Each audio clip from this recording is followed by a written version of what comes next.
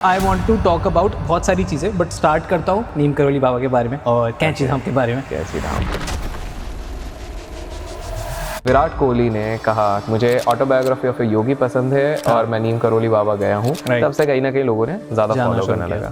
1962 में एक साइकोलॉजिस्ट आए थे हमारे देश में। हाँ। ये जैसे ही एंटर होते हैं उस कमरे में बाबा उठते हैं अपनी जगह से और इनके माथे पे आके हाथ रखते हैं। उस दिन फाइनली जब उन्होंने लाइव देखा बाबा को इस तरफ से, वो उनके फैन हो गए एंड बाद में वो बने रामदास। तो स्टीव जॉब्स जो एप्पल के मालिक हैं वो हमारे देश आए थे and towards his journey he finally reach कैंची धाम नीम करौली बाबा। वहीं से उन्हें आइडिया आया एप्पल बनाने का। दुनिया का सबसे बड़ा पाप होता है अपनी आत्महत्या करना। क्या आप पाप लेके जा रहे हो आपको भी नहीं पता है, कहाँ एंट्री मिलेगी। एग्जैक्टली। बहुत सारे ऐसे प्रोमिनेंट मंदिर हैं जहाँ के दरवाजे अब तक खुले ही नहीं है, क्योंकि ऐसा मानना है कि अगर वो दरवाजे खोल दिए, जो देश का राजा है उसकी लाइफ पे स्पिरिचुअल इम्पैक्ट आएंगे, पूरे देश का विनाश होना स्टार्ट हो जाएगा। आई एम प्रीटी श्योर आप में से काफी लोगों के दोस्त ठरकी होंगे जो इधर उधर मुंह मार रहे होंगे, they are doing sex everywhere. और वो जब ये कर रहे हैं वो ये नहीं समझ रहे हैं कि वो अपने इंटरनल स्पिरिचुअल को कितना ज्यादा डैमेज कर रहे हैं, हार्म कर रहे हैं। तो सेक्स जब आप एक हवस की नजर से कर रहे हो तब आप पूरा, जब आपका सेक्स खत्म हो जाता है उसके बाद सामने वाला लड़का इस दूसरी तरफ मुंह करके सो जाता है। अगर आप वो चीज अचीव करते हो ना तो आप अपने पार्टनर के साथ इन मैसिव एग्रेशन, मैसिव सब कुछ प्लेजर सब पीक पे, और आप 1 घंटे तक बने रह सकते हो। और इसी पे ये टॉपिक कहां से कहां चले गया क्या बोलूं, हैशटैग एक्सपीरियंस पर I want to tell everything but मैं बता नहीं सकता यार क्या। चलो कहां से कहां टॉपिक जा रहा है। That's a don't talks, that's actually don't talks. यहां नहीं होता है। तो आपने डोंट टॉक्स पे कितने सारे ऑकल्ट साइंस के एपिसोड देखे हैं। आपने देखा है कि यार एस्ट्रोलॉजी के उपाय काम कर रहे हैं। आपने देखा कि हम ब्रह्मांड की बात कर रहे हैं और ब्रह्मांड में तो एलियंस भी होते हैं। आपने देखा कि यार positive positive positive Varun Wadhwa एक बहुत स्पिरिचुअल वाइज क्यूट सा इंसान है जो बहुत अच्छे अच्छे सवाल पूछता है। पर आज थोड़ा डार्क वरुण वाधवा दिखेगा, क्योंकि आज हम थोड़ी डार्क बातें करेंगे।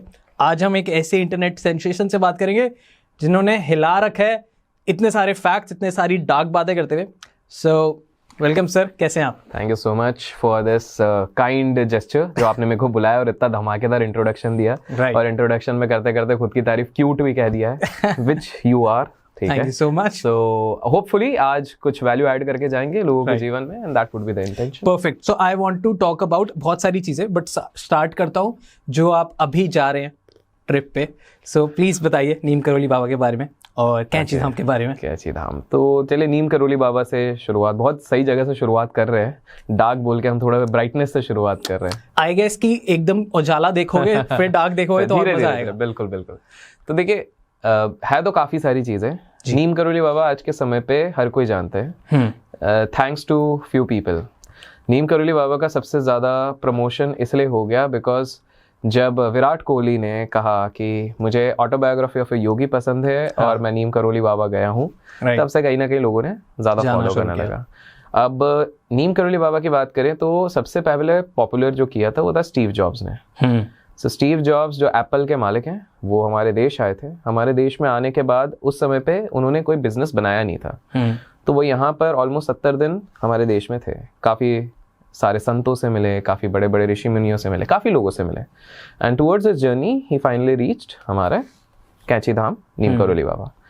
एंड कहा जाता है कि वहीं से उन्हें आइडिया आया एप्पल बनाने का, जो दुनिया की आज सबसे वैल्यूएबल कंपनीज में से एक है, टॉप 3 में हमेशा आती है। ओके, वाह। सो उनको देखने के बाद क्या हुआ कि जब वो अपने डेथ बेड पे थे तो उस समय पे आपको पता होगा, अगर आपने सोशल नेटवर्क मूवी देखी है जो फेसबुक के ऊपर है, मार्क ज़करबर्ग, तो मार्क ज़करबर्ग इनके डेथ बेड के समय जब आ रहे थे, मतलब he was almost about to die, तो उस समय पे मार्क ज़करबर्ग के ऊपर केसेस चल रहे थे जो फेसबुक की लीगैलिटी को लेकर। राइट।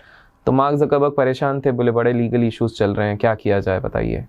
स्टीव जॉब्स ने बोला कुछ नहीं करो, भारत जाओ, नीम करौली बाबा के आश्रम होके आओ। तब तक उन्होंने समाधि ले ली थी। ठीक है, तो मार्क ज़करबर्ग गए, स्ट्रेंजली इंडिया से वापस जब गए उनकी प्रॉब्लम्स रिजॉल्व होने लग गई, उस चीज से निकल गए। But this doesn't and over here. The starting point was almost 1962 के आसपास। सो 1962 में एक ऑक्सफोर्ड से एक साइकोलॉजिस्ट आए थे हमारे देश में। सो क्या हो गया था कि वो जब यहाँ पर आए थे वो इसलिए आए थे क्योंकि उनके एक फ्रेंड थे, उनके फ्रेंड ने बाबा को ज्वाइन कर लिया था एज अ डिसाइपल। तो वो एक फिरंगी इंसान भगवा वस्त्र पहन के हनुमान जय हनुमान जय हनुमान जय श्री राम करते थे। राइट। तो ये छुट्टी बनाना जाते थे और फिरंगियों को बड़ा इंटरेस्ट रहता है कि भारत में आके देखा जाए क्या चल रहा है यहाँ पर, है ना, दे आर हिप्पी कल्चर से थोड़ा करेक्ट स्पिरिचुअल में में। तो ये जस्ट वांटेड टू अंडरस्टैंड कि क्या है। अब ये बहुत बड़े साइकोलॉजिस्ट थे, is not just a professor, is a psychologist, and ये मेनली साइकेडेलिक्स पे काम करते थे, जैसे LSD हो गया, ड्रग्स हो गए, इन सारी चीज़ों पे वर्क करते थे।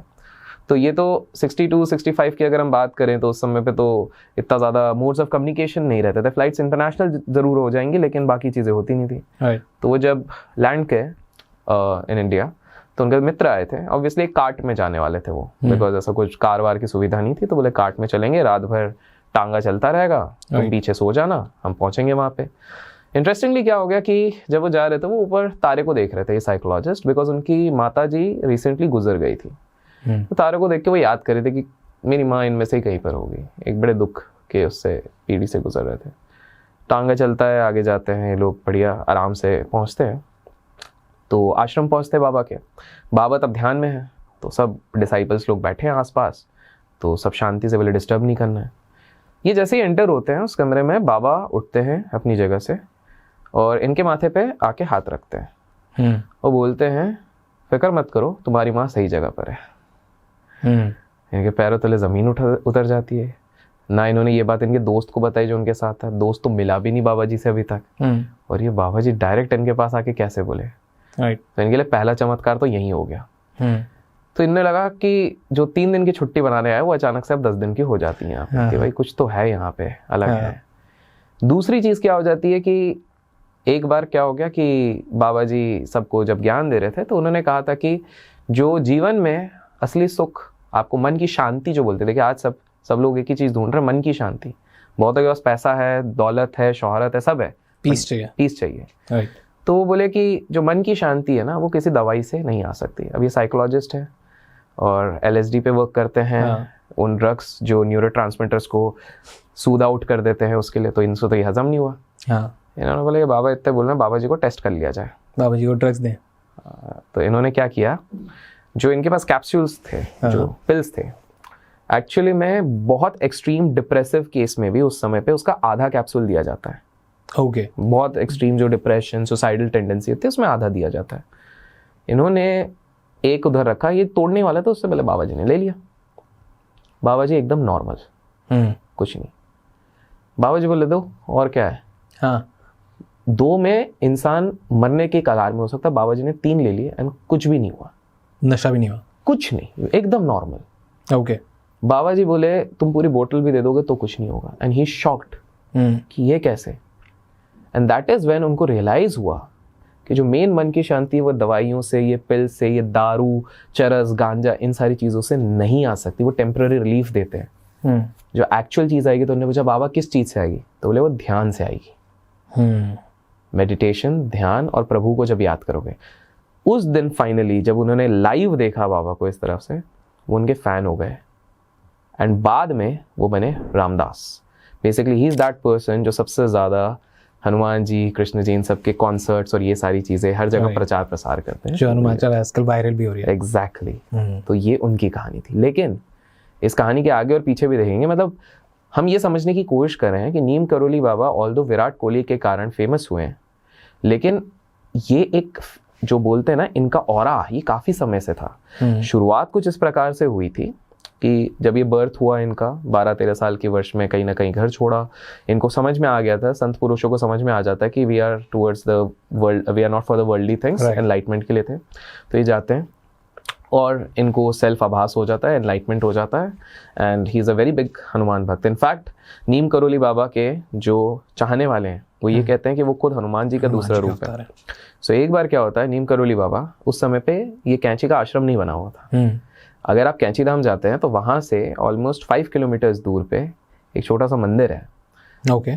जो जिनको सही में मेडिटेशन करना है वहाँ पे करना चाहिए, क्योंकि शुरुआत नीम करोली बाबा की कैंची के उस एरिया से नहीं, उस 5 किलोमीटर दूर की जगह से हुई थी। कैंची तो बाद में आया आश्रम से। वहाँ कोई नहीं जाता, बहुत खाली रहता है। इनफैक्ट वहाँ जाना चाहिए, वहाँ पर उनका और वाइब्रेशंस है। उन लोगों को पता नहीं है बेसिकली, पता नहीं है। तो अगले बार मैं कहूँगा कि आप लोग जाइए, आप नीम करोली बाबा जा रहे हैं, 5 किलोमीटर्स अवे है, कि पता करेंगे, थोड़ा गूगल करेंगे, आपको मिल जाएगी वो जगह। जाइए। आप जा रहे हैं? Most likely I am going. Great. Okay. So अब फॉर मेडिटेशन ओनली, थोड़ा टाइम मेडिटेट करने के लिए। अब इंटरेस्टिंग चीज़ क्या थी कि उसके थोड़े आगे एक और गुफा थी, ठीक है, गाँव वाँव थे आसपास, राइट। सबको पता चल गया था कि कोई एक तेजस्वी बाबा है इधर, तो इनकी कुछ तो बात है। तो बाबा ने ना एक चीज़ पूरे गांव को बता दी थी कि बॉस मैं मेडिटेशन करने जा रहा हूँ, प्लीज़ कोई आना मत। मैं हो सकता है मैं अंदर जा रहा हूँ, मैं कब आऊँगा, 2 दिन 10 दिन 20 दिन 1 साल, मेरे को नहीं पता, मैं डिस्टर्ब करने मत आना, क्योंकि तुम लोग जो होगा वो तुम देख नहीं पाओगे, ठीक है। बोल के गए थे? हाँ, ये बोल के गए थे। वाह। तो एक गोपाल करके एक व्यक्ति था। अब चुल होती है, यंग ब्लड को तो चुल होती है।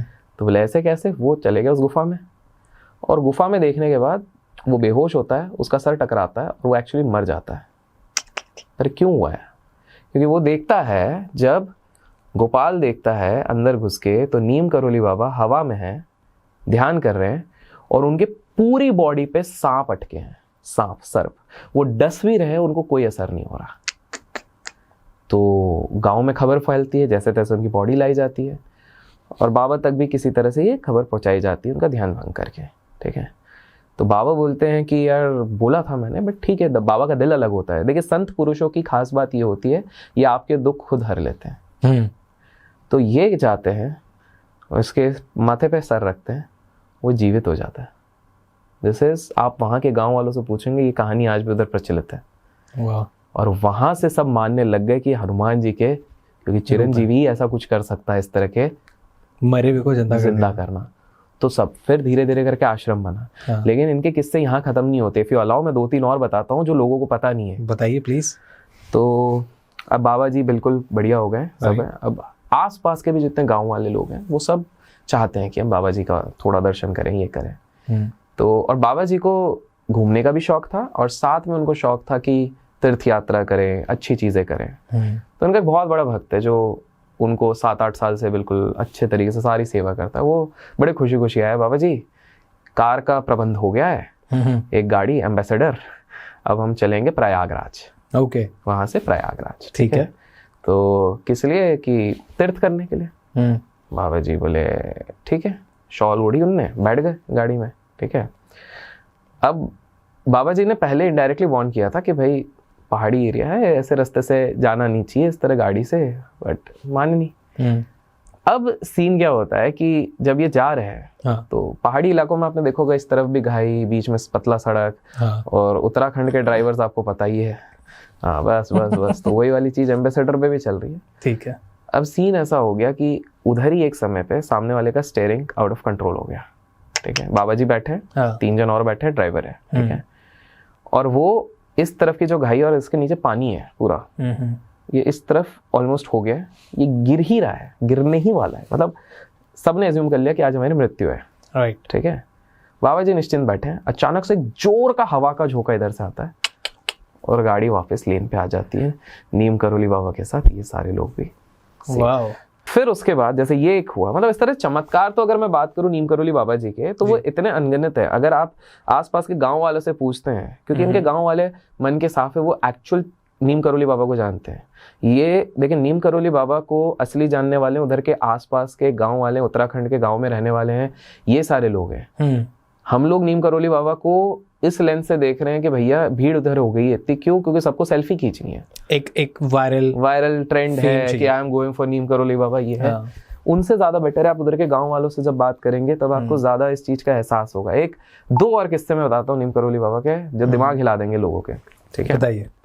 तो एक बार क्या होता है, बाबा ऐसे चलते रहते हैं, तो एक फैमिली रहती है, हस्बैंड एंड वाइफ। तो वो बहुत समय से बाबा को बोल रहे थे, बाबा आप हमारे घर पे आके रुकिए ना, हमको सेवा करने का एक अवसर दीजिए, एक दिन रुकिए। अब संत पुरुषों को क्या होता है, दे हैव वेरियस रिस्ट्रिक्शंस खाने का, ये तो इन्होंने, ये इतने बड़े डिसाइपल थे, इन्होंने पूरे घर को ही आश्रम जैसा कर दिया था ताकि बाबा के लिए एक्सेप्टेबल हो जाए। एक दिन अचानक से आउट ऑफ द ब्लू बाबा संदेश भेजते कि मैं आज रात को आके आपके इधर रुकूंगा। बाबा आते हैं, इस बार दूसरी कंबल लेके आए, बढ़िया आए और लेट गए। उनके लिए कुटिया बनाई गई थी, ये था खाने के लिए, उनको बोला गया, हल्का सा खाया उन्होंने, लेट गए। राइट। रात को 1 बजे से अचानक से बाबा के कमरे से आवाज आती है, बहुत चीखने की आवाज आती है। तो पति पत्नी उठ जाते हैं, बोले क्या हो गया? खिड़की से देखते हैं, डिस्टर्ब भी नहीं कर सकते, बाबा का प्राइवेट कमरा है। उधर जाके क्या देखते हैं कि भाई बाबा जी ना बहुत तड़प रहे, चिल्ला रहे, ओके, मतलब जैसे कोई उनको मार रहा है बहुत जोर जोर से, ओ कंबल ओढ़े हुए हैं लेकिन इधर उधर, अभी दुविधा में। दुविधा किस चीज की, कि उठाए कि नहीं उठाए, क्या पता ये उनकी कोई सिद्धि होगी, क्या कोई ध्यान है, क्या कुछ देख रहे हैं, क्या स्वप्न देख रहे हैं, कुछ समझ में नहीं आ रहा। तो बाबा जी तो डिस्टर्ब नहीं किया। सुबह तो बोलते छोड़ देते, देखते हैं सुबह क्या होता है। सुबह बाबा जी उठते हैं, किवाड़ खुलता है, आते ही वो देखते हैं तो बाबा जी नॉर्मल दिख रहे हैं। कंबल लेते हैं और कंबल लड़के मतलब जो हस्बैंड रहता है उसको पकड़ा देते हैं, उसको बोलते हैं जाके इसको कहीं नहीं रखना है, गंगा में जाके विसर्जित कर दो। ओके। जैसे ही वो व्यक्ति कंबल पकड़ता है, वो कंबल मान लो 40 किलो का लग रहा है, समझ में नहीं आता क्या है। और बाबा ने बोला तो खोल के मत देखना, सीधे गंगा में। ओके। जब गंगा में बहाते हैं तो अचानक से देखते हैं कि बहुत सारे ना मेटल तैर रहे हैं, उनको समझ में नहीं आता। ठीक है। अब एक हफ्ते बाद ना उनका बेटा घर आता है, उनका बेटा आर्मी में था। ठीक है। तो बेटा बोलता है पता है आपने पिताजी माताजी मैं मरते मरते मुझे। बोले क्या है? बोले हमें ट्रूप्स ने हर जगह से घेर दिया था और इतनी गोलीबारी हो रही थी, अचानक से कोई छवि आई जो एक चादर लेके आई थी और वो इस तरह से चादर घुमाई कि सारी गोलियां उसके अंदर आ गई। और तब इन दोनों को समझ में आया कि ये कोई और नहीं है, नीम करोली बाबा का चमत्कार था। और जो उनने बहाया था वो सारे बुलेट्स थे जो नीम करोली बाबा ने सारे हर लिए थे। मतलब आप सोचो, मतलब इतना ज्यादा मेरे हिसाब से आपको किसी भी पर्टिकुलर वीडियो या पॉडकास्ट में चाहो तो मैं 2 और बताना चाहूंगा कि जिसमें बात हो ही रही है। प्लीज प्लीज, क्योंकि अभी आई गेस समा बना हुआ है। बिल्कुल। तो ये और इंटरेस्टिंग है। सो सब जानते नीम करोली बाबा को, बट किसी को ये नहीं पता था कि नीम करोली बाबा का शरीर एक जगह होकर भी दूसरी जगह ट्रैवल कर सकता है। ये अभी तक नहीं पता था, इस इंसिडेंट के बाद पता चलेगा। ठीक है। सो नीम करोली बाबा एक नाई के इधर जाते हैं जहाँ पर कि 2 जन बैठे हैं, शेव कर रहे हैं। तो वो जो नाई इनका थोड़ा सा दाढ़ी कर रहा है, बोले आज तू कर दे यार, थोड़ा दाढ़ी कर दे। तो थोड़ा स्ट्रेस लग रहा था। और यूजुअली नीम करोली बाबा उधर जाते नहीं, ऐसा था कि जैसे कुछ तो इंडिकेशन आए जिसके कारण वो आज चलते हैं। तो वो देख के बोले बड़े चिंतित लग रहे हो, क्या बात है? याद रखिए वो समय है जहाँ ना मोबाइल है, ना टेलीफोन है, ना कुछ है। तो बोला यार बेटे को पड़ोस वाले गांव में भेजा था कुछ काम ढूंढने के लिए। राइट। वो उस समय पे बस से गया था। 1 महीना हो गया, आया नहीं है, समझ में नहीं आ रहा। 1 महीना कुछ इस तरह हुआ है। तो बाबा बोलते हैं अच्छा। बाबा बस बोलते 1 सेकंड देना। वो चल के गए गेट के बाहर, इधर क्रीम लगा हुआ है, गेट के बाहर गए, फिर वापस आके बैठ गए, करवा लिए, चले गए। 2 दिन बाद बेटा घर आ जाता है। तो ये बोले कहाँ रह गया था भाई? तो बेटा बोलता है पिताजी आप बस में मेरे को भेजे थे, मैं गांव पहुंच गया था, वहां से जो आपने काम करने बोला था वो भी कर लिया था, लेकिन मेरा पैसा खत्म हो गया था।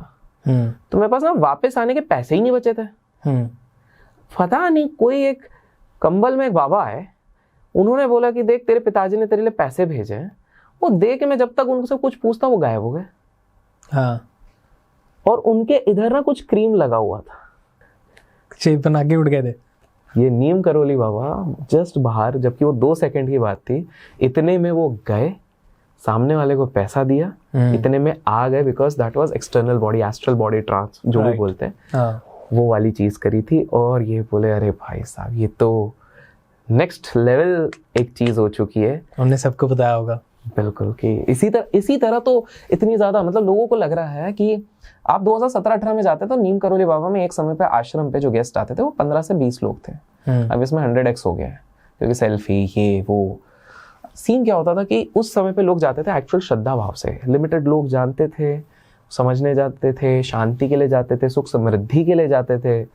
पर अब it is a trend, spot बन गया। एग्जैक्टली। बट बहुत कम सीकर्स हैं जो जेन्युइन उस फीलिंग के साथ जा रहे हैं कि एक मन की शांति होगी, कि हम कुछ नहीं तो 10 मिनट भी अगर हम ध्यान उधर लगाएं तो हो सकता है बाबा की कृपा हो। पीपल नीम करोली बाबा जाते हैं with a selfish motive. Problem आई तब अचानक से नीम करोली बाबा याद आ जाएंगे। ये तो है।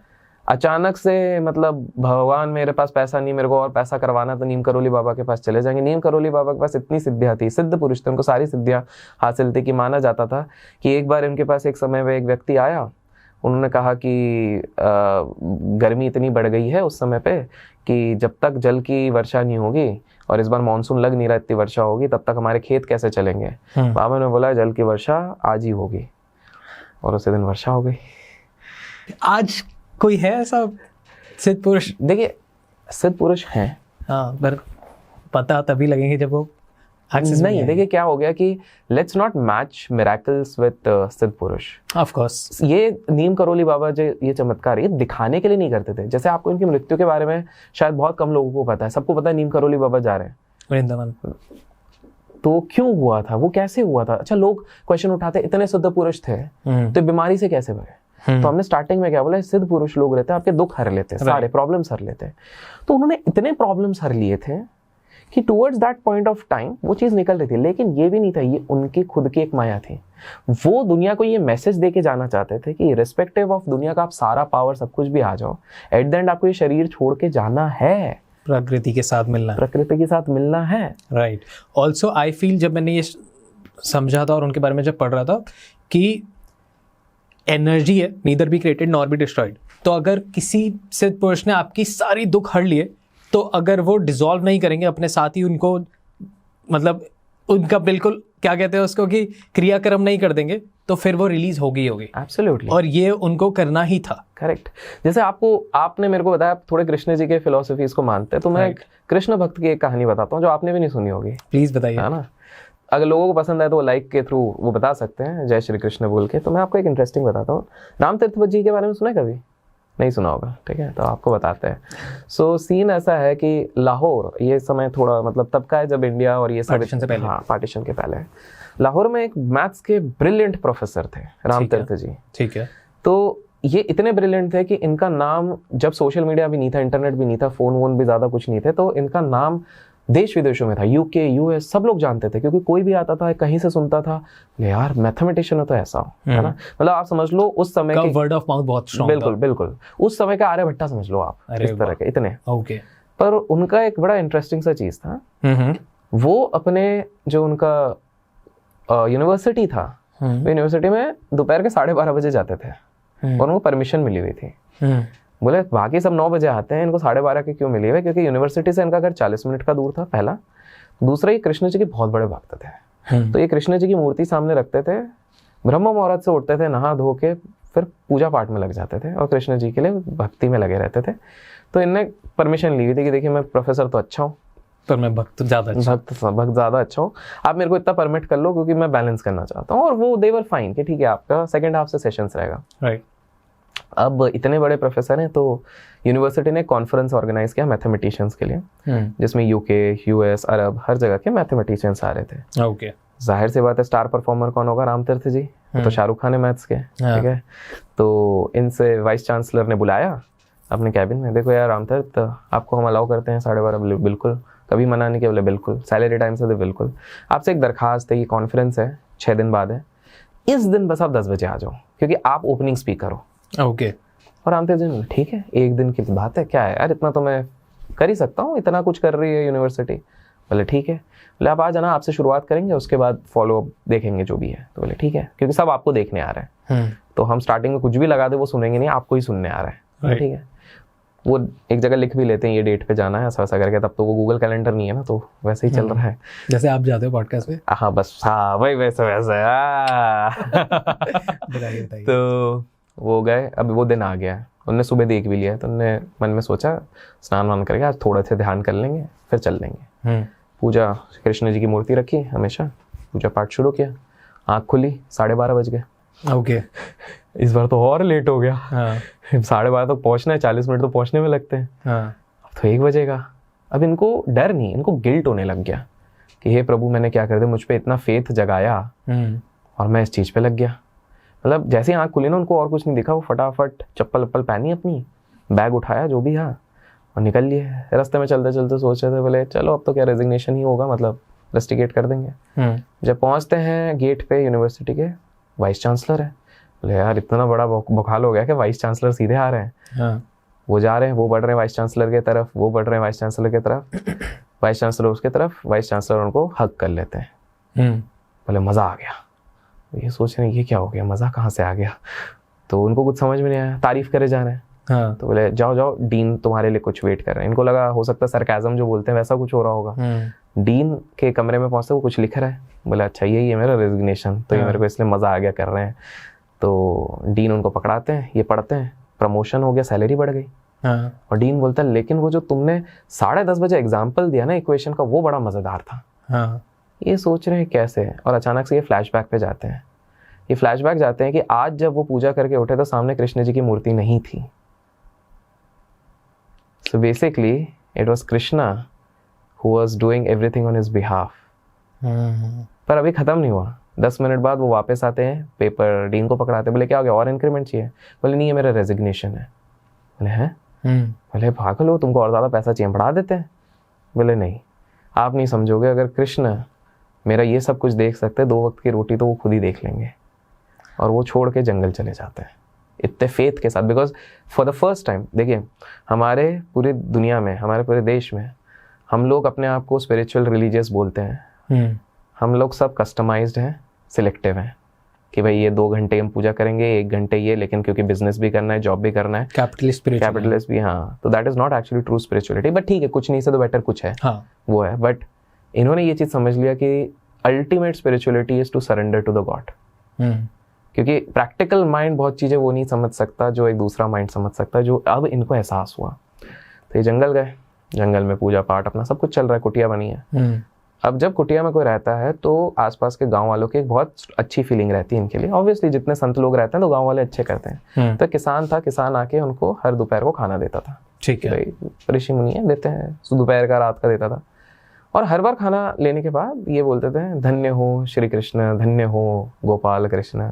तो एक दिन ये थोड़ा गुस्से में हो गया. हाँ. हर बार मैं आपको खाना देता हूँ, हर बार मैं निवाला देता हूँ, और आप थैंक यू कर देते हैं कृष्ण जी को. बोले अरे तुम तो जरिया हो, कृष्ण ही दे रहे हैं हमको ये सारी चीजें. बोले इसके दिमाग में प्लान आता है. बोले अच्छा. बोलते मैं कल नहीं आ पाऊंगा. ठीक है, कोई बात नहीं, कृष्ण देख लेंगे. तो ये झाड़ियों में छुप के देखना चाहता है कि अब मैं देखता हूँ कृष्ण कैसे देते हैं, क्या होता है. ओके. तो पहले दिन दूर से देखता है, एक वृद्ध औरत आती है, वो ठक ठक आती है, बुलाती है, स्वामी जी स्वामी. स्वामी जी आते हैं, वो बहुत बड़े कंटेनर में दूध देती है उनको. बोलते स्वामी जी पता नहीं क्या हो गया कि हमारे गौशाला है, गायें उधर बहुत सारी हैं, कभी भी इतना दूध नहीं देती, आज इतना दूध दे दिया, आसपास के गांव वालों सबको बांट दिया तो भी बच गया. फिर याद आया कि आप इधर रहते तो आपको भी दे देते, थोड़ा पुण्य कमा लेते. हाँ. तो ये आप लीजिए. बोले अरे बिल्कुल बिल्कुल, कृष्ण जी के वो होते हैं गाय प्रिय, तो वो भी है. उसके बाद थोड़ा बच गया था तो इन्होंने बोला आप रख लीजिए ना कंटेनर रात को. ना, मैं प्रेजेंट में जी रहा हूँ, मेरे कृष्ण देखेंगे शाम का भी. जाते जाते बोले अच्छा वो ठीक है, हमारा एक ना फलों का बागान भी, उधर भी फल भी अच्छे हो रहे हैं, आज शाम को मैं आपको फल देती हूँ. ठीक है. हाँ. अब 3 दिन तक वो किसान छुप के देख रहा है, कोई ना कोई कुछ ना कुछ लाके दे रहे हैं. और इसे रियलाइज हो जाता है कि ये सृष्टि कैसे चल रही है. तीसरे दिन पाँव जाके पकड़ लेता है, प्रभु मुझे माफ करो. एंड देन राम तीर्थ जी इनके स्पिरिचुअल गुरु बनते हैं. ओके. तो आप खुद सोचो कि दुनिया में अगर आप रिसेप्टिव ओपन हो जाते हो तो कितनी सारी चीजें हो रही हैं. आई बिलीव सो, विच हमको लगता है वो कोइंसिडेंस है. There are no coincidences in the world. Master योगी ने भी कहा है वो कुंग फू पांडा में. What you feel? जैसे आपसे मैं ये बातें कर रहा हूँ और मैं खुद भी आई गेस इसी का एक पुतला हूँ. जब मेरे को बहुत बारी स्टेज पे ऐसा लगता है कि अगर मैं बहुत सोसाइटी की नॉर्म्स के देखूँ तो मैं अभी इस एज में जो कर रहा हूँ मेरे को बहुत फैसिनेटिंग नहीं लगता, क्योंकि आई फील कि मेरा दिमाग अभी 90 की स्पीड से चल रहा है तो मैं अभी 20 की स्पीड से ही चल पा रहा हूँ बिकॉज ऑफ बहुत सारी चीज़ें. बट बहुत बार ऐसा होता है कि आई फील कि मैं दिमाग 90 से चल रहा है, 20 की स्पीड से मैं चल रहा हूँ, पर ये 130-40 की स्पीड से कौन भाग रहा है मेरे साथ, जो मेरे को वहाँ पहुँचा देता है. वो एलिमेंट पे आके मेरे को यही कहानियाँ ना हिट करती हैं कि तो यार पता है सबका यही आंसर है. आज जैसे इसको अगर दूसरे एंगल से देखा जाए, अगर हम साइकोलॉजी को छोड़ के देखें, लोग डिप्रेस होकर सुसाइड क्यों कर रहे हैं, उसका एक सिंपल सा रीज़न है. उसका सिंपल सा रीज़न ये है कि हर व्यक्ति ने आज के समय में जो भाग दौड़ की जिंदगी बन गई है, वो अपने लिए एक प्लान बनाते हैं लाइफ का. हाँ. कि इतने साल तक मैं ये करूंगा, इतना XYZ मेरे को पैसा बनाना है, ऐसी लड़की या लड़के से मैं ब्याह करूंगा, 2 बच्चे करूंगा, एक पूरा प्लान, हर चीज का प्लान रहता है. राइट. और जरूरी नहीं आपके हर प्लान 100% पूरे होंगे, कोशिश बिल्कुल कीजिए. अब ऐसे में कुछ लोग होते हैं जिनके जब 1 प्लान 2 प्लान 3 प्लान काम नहीं करते तो ये गिव अप कर जाते हैं. राइट. हमको ये समझना पड़ेगा कि आप जितने भी प्लान बना लेना, उसने आपके लिए मास्टर प्लान बनाया. राइट. तो आपके जब प्लान फेल हो रहे हैं ना, तो instead of giving up, surrender up. जब आप सरेंडर करेंगे तभी आप देखना कि मैक्सिमम बिलियनर्स, मैक्सिमम बड़ी कंपनियां अपने लोएस्ट पॉइंट पे थी, जहां से वो बूमर रैंक करी और वो 100%। दुनिया के सबसे बड़े, और ये हर सक्सेसफुल, आपने भी अपने जीवन में देखा होगा कि आपकी जो लाइफ का मेन ट्रांजिशन आता है वो आपके लोएस्ट पॉइंट से आता है, कभी भी मीडियम में हाईएस्ट पॉइंट से नहीं आता। 100%। बोलने को नहीं बोल रहा, जब खाने को नहीं था तभी दिमाग चला कि लोगों के लिए कैसे खाना अरेंज करा जा सकता है। एग्जैक्टली, बिकॉज आप जब रॉक बॉटम पे हो और तब आपके पास दो ऑप्शन है। पहला ऑप्शन है कि देखो आप या तो एक हायर ऑल्टीट्यूड जा सकते हो, लोअर एल्टीट्यूड। लोअर एल्टीट्यूड जब आप डिप्रेशन पे हो या फ्रस्ट्रेशन पे हो या लाइफ में कुछ नहीं हो रहा, तो लोअर एल्टीट्यूड क्या होता है, आप LSD, दारू, चरस, गांजा, सुसाइड, राइट। ये सारी चीजें। दुनिया का सबसे बड़ा पाप होता है अपनी आत्महत्या करना। आप क्या पाप लेके जा रहे हो आपको भी नहीं पता है, कहाँ एंट्री मिलेगी। Exactly, right. एंट्री मिलेगी वो भी बहुत बड़ी बात है। तो ये हो गया लोअर एंड। हायर ऑल्टीट्यूड होगा, आप ट्रांजिशन करोगे कि मैं अपने ऊपर फोकस करूंगा, चाहे वो हेल्थ हो क्योंकि फिजियोलॉजी भी इंपॉर्टेंट है, चाहे मेरा मेंटल पीस हो, चाहे मेडिटेशन हो, चाहे बहुत सारे। इसलिए ना मैं लास्ट काफ़ी समय से मुझे काफ़ी आश्रमों से इन्विटेशंस आते हैं, okay, due to the influencer status obviously, and लोगों को कुछ लगता है तो वो बुलाते हैं। तो इंडिया के तो एटलीस्ट जितने भी बेस्ट हैं, मेरे को कहीं ना कहीं आई एम ग्रेटफुल कि had access to 1-on-1 with Osho के मेन जो हैं अभी चल रहे हैं। अरे वाह। हाँ, वो हो गए। देन आप इस्कॉन में भी बोल रहे हैं, वहाँ पर भी हैं। अरे वाह। देन इस्कॉन में तो काफ़ी ज़्यादा प्रभुज होते हैं, बट हाँ वन ऑफ दोस्त से हमारा हुआ। सो व्हाट यू थिंक, आप जा रहे हो कृष्ण जी जा रहे हैं? that is That's the good thing. main thing, but because आपने हो सकता है कृष्ण जी मेरे को जरिया बना के बुलवा रहे हैं, पता है कैसे? या फिर साथ ही आपके, आपको नहीं पता?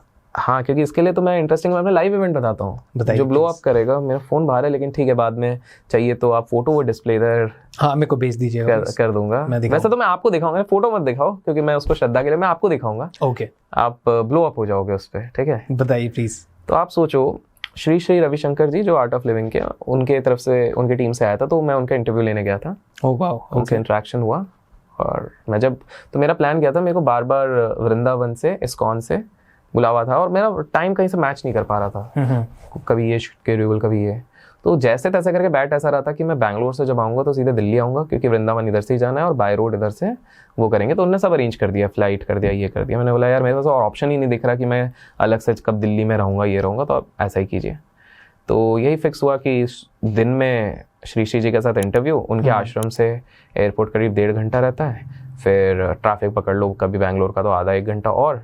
तो मैंने सोचा थोड़ा एयरपोर्ट जल्दी पहुंचूंगा, लाउंज पे पहले फ्रूट्स खा लूँगा, प्लेन निकलने के 35-40 मिनट पहले मैं थोड़ा सा अपना डिनर टाइप कर लूँगा, क्योंकि मैं दिल्ली लैंड करूँगा 10:30 बजे। अगले दिन प्रोग्राम 4 बजे से 4:30 से शुरू होगा, वृंदावन करीब 3.5-4 घंटे लगने हैं। राइट। तो मैं उधर बैठ के डिनर करूँ, 1 घंटा और लगेगा, तो ड्राइवर जो भेजा फटाक से बैठूंगा, उसके साथ निकल जाऊंगा। एटलीस्ट 1-1.5 बजे जाके 2-3 घंटे तो सो जाऊँ, वैसा वाला प्लान था।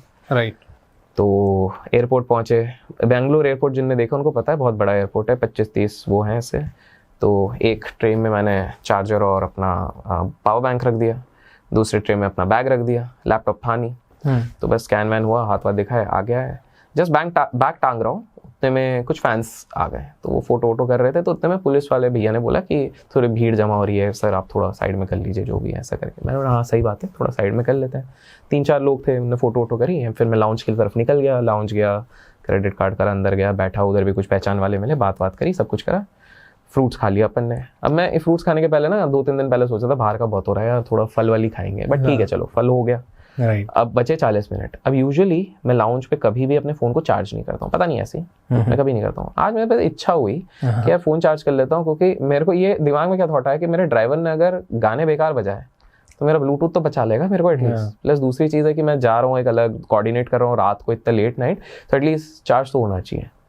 और मैं देखता हूँ फ़ोन में चार्ज भी नहीं है, 18% था। 18%, फ्लाइट भी है, पहुँचना भी है, फिर वृंदावन भी जाना है। अब मैं जो चेन खोलता हूँ कंपार्टमेंट का, मेरा चार्जर और पावर बैंक तो है नहीं, क्योंकि फैंस आ गए थे तो वो ट्रे में उधर ही रह गया था, याद है बैग। अब यूजुअली ऐसे समय पे 40 मिनट बचे हैं, पैनिक होना चाहिए।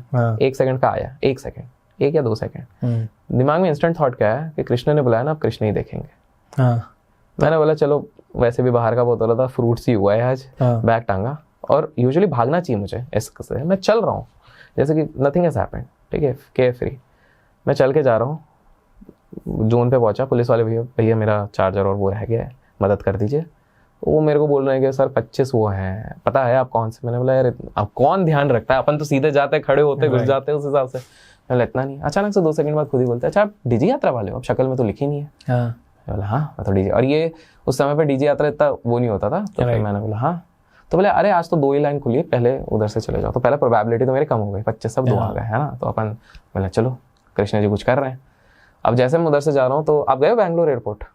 तो बैंगलोर एयरपोर्ट पे एक बहुत बड़ा स्टारबक्स है, फर्स्ट फ्लोर पे एक बहुत बड़ा स्टारबक्स है। तो वो देख के मेरे को अचानक से रिफ्लेक्ट बैक हुआ कि एक लड़की जब सेल्फी ले रही थी तो पीछे से ऐसे डायगोनल पे वही आ रहा था स्टारबक्स। तो उससे मैं आंकड़ा लगा सकता था कि ऐसे करके मतलब ये वाले काउंटर में। मैं उस काउंटर पे गया और मैं खुश हो गया। पता है क्यों हुआ होगा बताओ? वहीं पे पड़ा हुआ था। लेकिन उससे पहले मैंने कुछ और देखा। मैं कहाँ था? मैं साउथ में था। साउथ में यूजुअली शिव जी को ज्यादा मानते हैं, कृष्ण भी मानते हैं बट इतना नहीं मानते, ठीक है। तो मेरी पहले नजर पड़ी जो स्विच बोर्ड था, मैं आपको फोटो दिखाऊंगा, उसके ऊपर था मोर का पंख, ठीक है, प्रिंटर, और उसके नीचे था मेरा पावर बैंक और charger, and it was forming like अ रथ। अब what in 1000 chances is a possibility कि मेरा चार्जर और ये एक मोर पंख के नीचे मिल रहा है जो रथ जैसा दिख रहा है, और मैं ये कह के ये निकला हूं मन में कृष्ण जी है तो ये देखेंगे, राइट। तो इस चीज को हम क्या कह सकते हैं? ये साइंस एक्सप्लेन नहीं कर सकता इस चीज को, पॉसिबल ही नहीं है। एक छोटी सी स्टोरी है, मैं शेयर करूंगा बाद में। बिल्कुल। मैं जब वृंदावन गया था ना, तो I was in my struggling days, और मैं अपने टीम मेंबर के साथ गया था, दोनों। ओके। हम लोग गए थे और बहुत मतलब ऐसा नहीं था कि घर से पैसे मांगते तो नहीं होते, बट एक होता है ना आपको जुनून के आपको सब खुद करना है।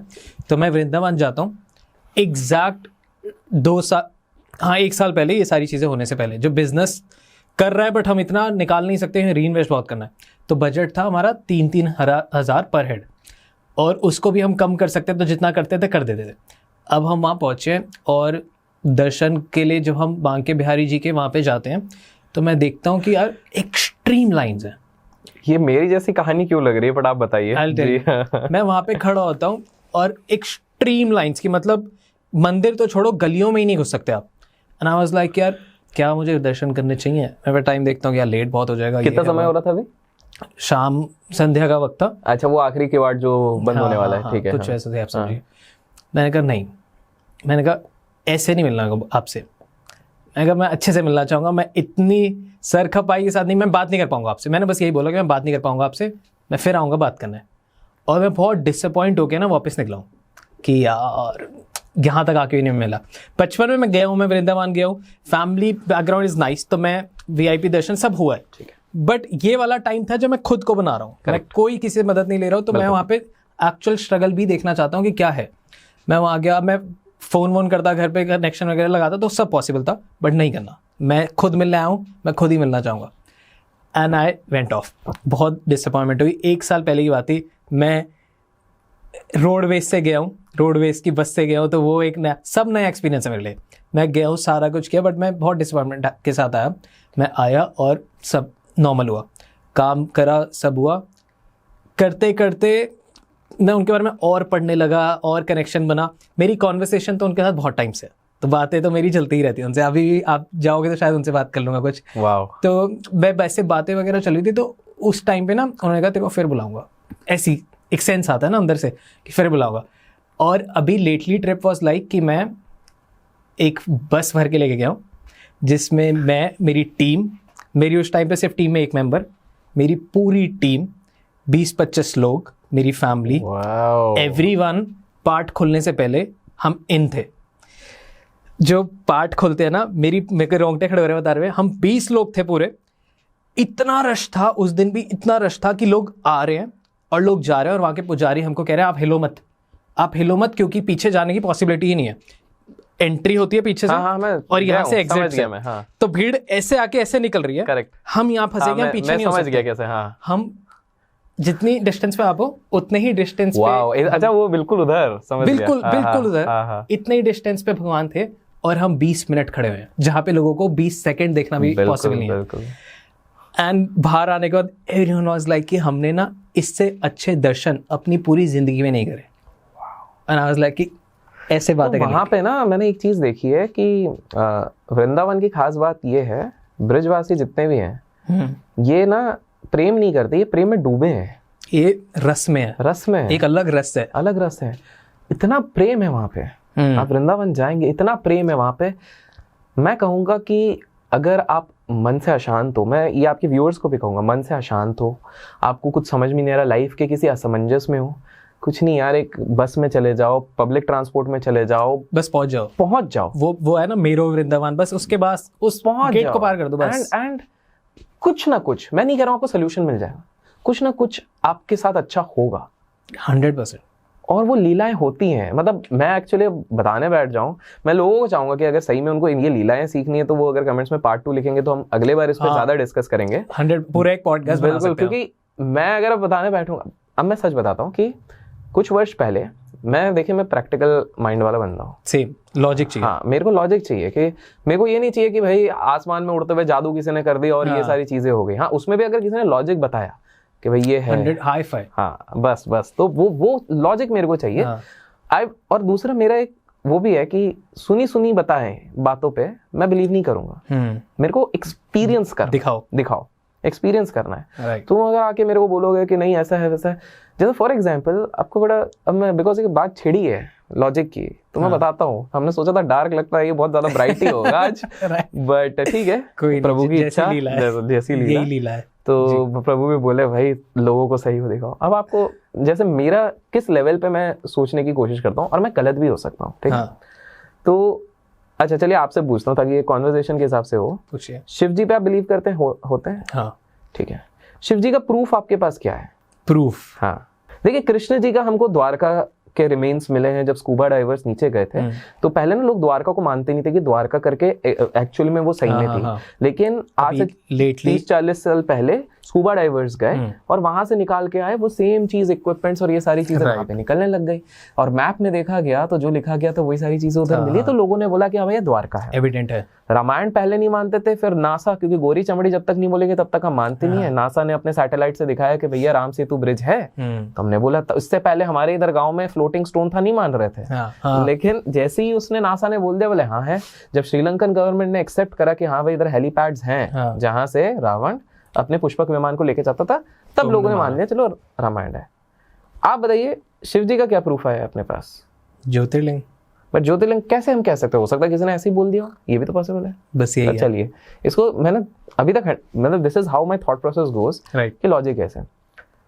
अब हमारे पास ये मानते प्लेंटी ऑफ एविडेंसेस है कि रामायण तो हुआ था, करेक्ट। श्रीलंका भी मान रही है, इंडिया भी मान रही है, नासा भी मान रही है, साइंस भी मान रहा है। जो केव्स के बारे में बताया गया था, जो जहां से सुरंग है, सुग्रीव वाला केव्स है, बाली, ये सारी, बाली का नाम भी तो बाली के नाम पे पड़ा है, ये सारी चीजें हम मान रहे हैं।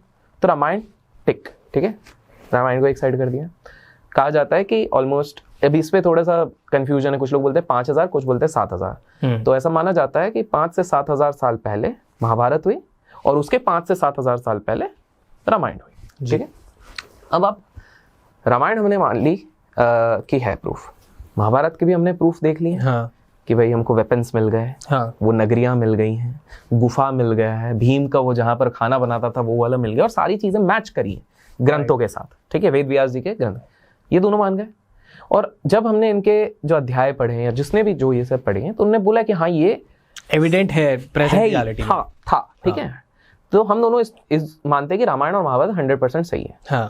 अब चलिए अब इसके अंदर जाते हैं। अगर रामायण और महाभारत में झूठ नहीं बोला गया, वो सब सही है, तो आप उसमें जाके देखिए राम जी क्या है, इंटेलिजेंट है, विजडम वाले हैं, वो किस चीज की पूजा कर रहे हैं? शिवलिंग की। मैं राइट। और इधर भी अगर आप जाते हैं तो पूजा किसकी कर रहे हैं? सब शिव जी की। तो भाई साहब जब दोनों को हमने, राम और कृष्ण को माना है विजडम के देवता, इंटेलिजेंस के देवता, और हम रिस्पेक्ट कर रहे हैं कि उनने सब कुछ किया है, तो भाई शिवलिंग की अगर पूजा कर रहे हैं तो मतलब है। अब पॉइंट ये उठता है कि फिर हमारे पास इनके जितने प्रूफ है वो क्यों नहीं मिलते हैं? क्योंकि 4 लाख साल पहले वाली चीजें, 10 लाख साल पहले वाली चीजें, राइट, कहाँ से प्रिजर्व्ड रह पाएंगे? जब आप 100% ये नहीं कन्विंस कर पा रहे जनता को कि रामायण और महाभारत हमको ये 5-6 हजार साल की चीजें बताने के लिए 20-50-100 साल लग गए प्रूफ करने के लिए। अंग्रेजों की फिलॉसफीज पे मान रहे हैं। Absolutely right. क्योंकि और उसका रीजन है क्योंकि आज हम जब मैंने ऑलमोस्ट 9 ज्योतिर्लिंग करे हुए हैं कवर। सो मैंने एक चीज देखी है कि ये जो टेम्पल्स बने हैं इनके इर्द गिर्द, ये तो ओवर टाइम डेवलप होते गए, पहले राजा महाराजा, फिर कंस्ट्रक्शन वर्क। अभी जैसे बनारस जाते तो अब सुपर कॉरिडोर इतना प्यारा सा बन गया लास्ट 2-3 साल में। तो ये इस तरह से सेम वृंदावन में चीजें डेवलप हुई हैं। फॉर एग्जाम्पल जहां पर कृष्ण जी माटी खाते थे, माटी में लोटपोट होते थे, मैं भी गया था, तो वो अब जाके इस तरफ फेंसिंग बनाया, पेंटिंग बन गई है, बिल्कुल वैसा। वो स्टार्टिंग से ऐसा नहीं था, रॉ था, ओपन ग्राउंड था, इस तरह से था। तो विद टाइम हुआ है। तो ये जो शिवलिंग हम देख रहे हैं, जो बोलते हैं 12 ज्योतिर्लिंग है, तो वो उधर थे, उसके इर्द गिर्द ये सारी पूरी ये सब कंस्ट्रक्शन हुए, ये सारी चीजें हुई हैं। राइट। बहुत सारी ऐसी जगहें हैं, आई टेल यू, शिव पुराण में बहुत सारे ऐसे मंदिरों का वर्णन है जो हरिद्वार में है, जहाँ कोई नहीं जाता।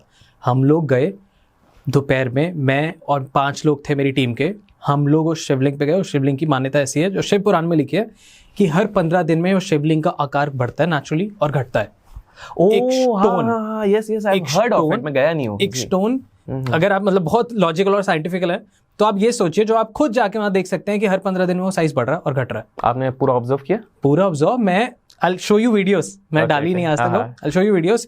मैं वो गर्भगृह में, कोई नहीं था वहां, कोई नहीं। हम दोपहर में गए मंदिर में, एक इंसान, पुजारी भी नहीं, क्योंकि वो दोपहर का समय था तो वो रेस्ट अपना करे। तो हमने जाके परमिशन ली कि मंदिर खुला है, हम लोग ऐसे ऐसे चैनल से आए हैं, स्पिरिचुअल चैनल है, तो हमको थोड़ा सा कवर करना है। उन्होंने कहा हाँ मंदिर खुला है, आप जाके अपने हिसाब से जो करना है करिए, बस मंदिर की प्रॉपर्टी को डैमेज ना है। हमने कहा हाँ वो हम ध्यान रखेंगे। हम मंदिर गए, मंदिर के गर्भगृह में हमको शूट करना था, एंड शूट छोड़ो, हम लोग ऐसे बैठे हैं बस। हमने कहा लेट्स सेट, हम बैठे एंड वी जस्ट स्टार्टेड ओ। एंड आज तक मैंने अपनी लाइफ में मैं इंटरनेशनल ट्रिप्स करी है, नेशनल ट्रिप्स करी है, मेरे को वो गर्भगृह का एक्सपीरियंस कहीं नहीं हुआ।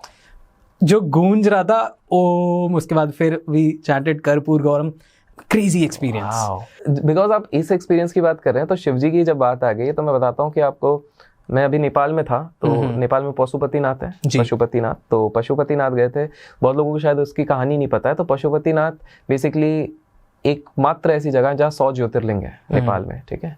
और उसके पीछे की कहानी ये थी कि ये है बागमती नदी है, वो नेपाल से बहती है। राइट। तो शिवजी जब कैलाश से इस चीज को देखे तो बड़े मोहित हो गए, बड़ा सुंदर सा है। तो प्रभु एक हिरण के रूप में धरती पे आए, वहां पे नेपाल में, बागमती नदी के पास। अब जब संसार का एक इतना बड़ा एंटिटी इतना मोहित होके अगर धरती पे रुक जाएगा, तो संसार चलना, थोड़ा सा एडमिनिस्ट्रेशन का तो प्रॉब्लम होगा। राइट।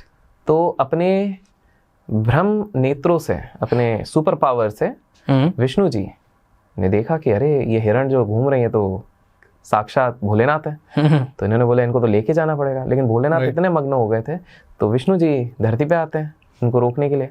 वो हिरण उनको देख के भागने लग जाता है इधर उधर। उनको रोकने के चक्कर में उसके सींग पकड़ते हैं और उसमें सींग टूट जाता है। और वो टूट के जहां गिरता है, वहां पर अचानक से 4 मुख का एक प्रतिमा, शिवलिंग उपस्थित हो जाता है। ऐसे ही पशुपति नाथ बना था। अब इंटरेस्टिंगली ये जो 4 फेस थे, अब इसमें भी एक और थ्योरी है कि एक्चुअली में इसके 4 फेस नहीं, इसके 5 है। अब इंटरेस्टिंग बता दो, क्योंकि आपका चैनल पे ये सारी चीजें बहुत अब बातें करते हो आप लोग। ये 5वां फेस हम लोगों को नहीं दिखता। ये किनको दिखता है? जो तंत्र विद्या के महारथी हैं, ये तंत्र फेस है। तो बहुत कम लोगों को पता है कि भारत में असम और नेपाल में पशुपति के आसपास सिर्फ सिद्ध पुरुष नहीं, काफी सारे तंत्र विद्या वाले लोग भी उधर जो उसमें सिद्धि लेके बैठे हैं। एग्जैक्टली। और वो उनको दिखता है, वो 5वां वाला भी area. I just can not, camera है और बहुत सारी जनता देख रही है और बहुत सारी ऐसी चीजें जो मेरे को पता लगे, I want to tell you, जो मैं अभी नहीं बता सकता। बहुत सारी लिमिटेशन आ जाती हैं। I can understand. बहुत सारी, आप लगाओ कि मैं जो बातें कर रहा हूँ ना, आई हैव इतनी सारी स्टोरीज, इतनी सारी डार्क चीजें जो मैं कैमरा में बोल नहीं सकता। I can understand. बहुत सारी जगह होगी। I can understand. और एक बस सैड रियलिटी है जो कि मेरे को बोलनी है। बिल्कुल बिल्कुल। द थिंग इज कि मेरे को ना, अब ये सारी चीज़ों में जब मैं आया, मैं पहले ऑकल्ट साइंस से समझा, फिर और स्पिरिचुअल हुआ, बहुत सारी चीज़ें समझी। जो अब एक मिशन कह लो या एक बहुत दिल टूटने वाली चीज़ जो मेरे को लगी, वो ये थी कि आई हैव बीन ज्योतिर्लिंग, थोड़े से सारे नहीं, और शक्तिपीठ। अब शक्तिपीठ हो गए आपके? अभी मैं बताता हूँ आपको, पूरी एक स्टोरी बताता हूँ क्यों नहीं कर रहा हूँ। रीजन बीइंग कि मैं जब शक्तिपीठ कवर करने स्टार्ट करे और सोचा, तो अभी आएंगे, अभी प्लान ये है कि 12 ज्योतिर्लिंग, सारे शक्तिपीठ और सब अब एडोनटॉक्स पे दिखेगा आपको वाओ सब।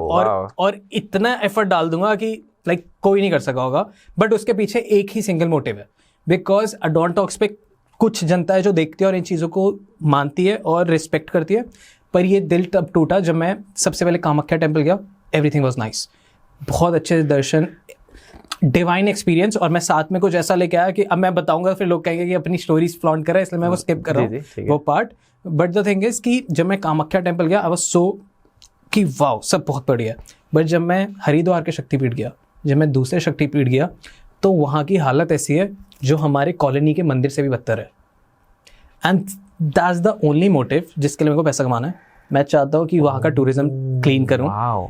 मतलब मैं ये कभी नहीं बोला, किसी को नहीं बोला, बट जो बैक एंड पे मेरा दिमाग लग रहा है ना, वो ये चल रहा है कि मेरे को ये सारे शक्तिपीठ को ना उस लेवल पे लेके जाना है जहाँ पे ये होने चाहिए, बिकॉज ये सब वेग हैं। बहुत सारे ऐसे मंदिर हैं, जैसे मैं ये मोटिव ही तब आया था कि सिर्फ अब आप ट्यूसडे को किसी भी मंदिर में जाओ हनुमान जी के, वहाँ पे आपको बहुत सारे प्रसाद वाले मिलेंगे। आप प्रोमिनेंट शक्तिपीठ में जा रहे हैं हरिद्वार के, जो वॉकिंग ही है गंगा घाट से, हर की पौड़ी से वॉकिंग ही है। मतलब हर की पौड़ी में इतनी ऑडियंस जा रही है, करेक्ट, इन्फॉर्मेशन नहीं है लोगों को पता नहीं है वहाँ पे क्या हो सकता है। वहाँ पे जाके जो एनर्जीज है ना, वो आपको या वो सीढ़ी चढ़ के जो जाने वाला है वो वाला बता रहे हैं जो जगह हर की पौड़ी के इधर से नहीं, वो वहाँ से नहीं, थोड़ा सा अंदर आना है आपने, और आप वहाँ आते हैं और आप वहाँ देखते हैं कि सिर्फ एक बूढ़ी आंटी बैठी है, इतनी सी टेबल लगा के सिर्फ प्रसाद बांट रही है या बेच रही है। मैं नहीं गया हूँ। जी जी जी, वही इन्फॉर्मेशन ही नहीं है ना, लोगों को पता ही नहीं है। और मैं ना लोगों से ये भी, बिकॉज आपने बहुत अच्छी चीज बोली है, आप, मैं चाहूंगा कि आपकी इच्छा बहुत जल्द पूर्ण हो, लोगों को मेरा 10 साल का प्लान यही है, तो ये बहुत बढ़िया है। जब मैं बोलता हूँ बस अब सरेंडर करना है प्लान के साथ, बस वही है। तो आप जो ये चीज बोल रहे थे, इसी से मैं एक मैसेज भी देना चाहूंगा आपके व्यूअर्स को कि मेन जो मंदिर है ज्योतिर्लिंग है वो तो आप करो, लेकिन ये जो एरियाज है एक्चुअल जो आपको मिलेगा ना एक वाइब्रेशन, राइट, वो ये, और ये साइंस है, ये भी वाइब्रेशन ही है, 100% है। आप सिर्फ ज्योतिर्लिंग के पीछे मत भागो। आई एम सेइंग आप 12 तो करो, बट आप उसके पीछे देखो कि शिव पुराण में और कितने वर्णन है। आपके घर के पास, आप कहीं पे भी रहते हैं, आप इलाहाबाद में रहते हैं, आप दिल्ली में रहते हैं, आप न्यूयॉर्क तो नहीं, बट आप वहां से आ सकते हैं, पर आप कहीं पे भी रहते हैं, आपके घर के पास यार सिद्ध मंदिर हैं, विदेश में भी काफी हैं, बट पता ही नहीं है। अभी फॉर एग्जांपल इंडोनेशिया चले जाओ आप फॉर एग्जांपल आप कंबोडिया चले जाओगे तो अंकुर वाटिका टेम्पल है, बहुत सारे हैं। फिर उसके बाद आप बाली चले जाओ, बाली में एक रिवर है, उसके साइड से आप जाओगे, राफ्टिंग अगर करते हो, बहुत रफ रिवर है, उधर से आप जब राफ्टिंग करते हो तो साइड में पूरे पत्थर हैं, उन पत्थरों के इस पे जब नजर फेर के देखो तो पूरा रामायण बना हुआ है उधर, पूरा लवली। अब द पॉइंट इज कि आप उस पानी में उतर के नीचे भी क्या है वो देख नहीं सकते हो, क्योंकि इट इज जो एकदम पत्थर के पास वाला पानी है वो भी 10 फीट नीचे है और रफ वाटर है, बहुत तेजी से ऐसे हो रहा है। सवाल ये उठता है कि उधर जाके ये सारी चीजें करी किसने, क्या है, और ये हम उधर बाली में जाके एग्जैक्ट देख रहे हैं रावण का चेहरा, वानर सेना, ये थोड़ी सा आपको वेरिएशन मिलेगी, बट है तो बेस वही है। देखिए सारी चीजें आप देखिए, हमारे इधर हनुमान जी थे, इन्होंने मंकी किंग बना दिया, सिंपल सी बात है। हमारे इधर इंद्र जी थे, बिजली फेंकते थे, ज़्यूस उधर बिजली फेंक रहे हैं।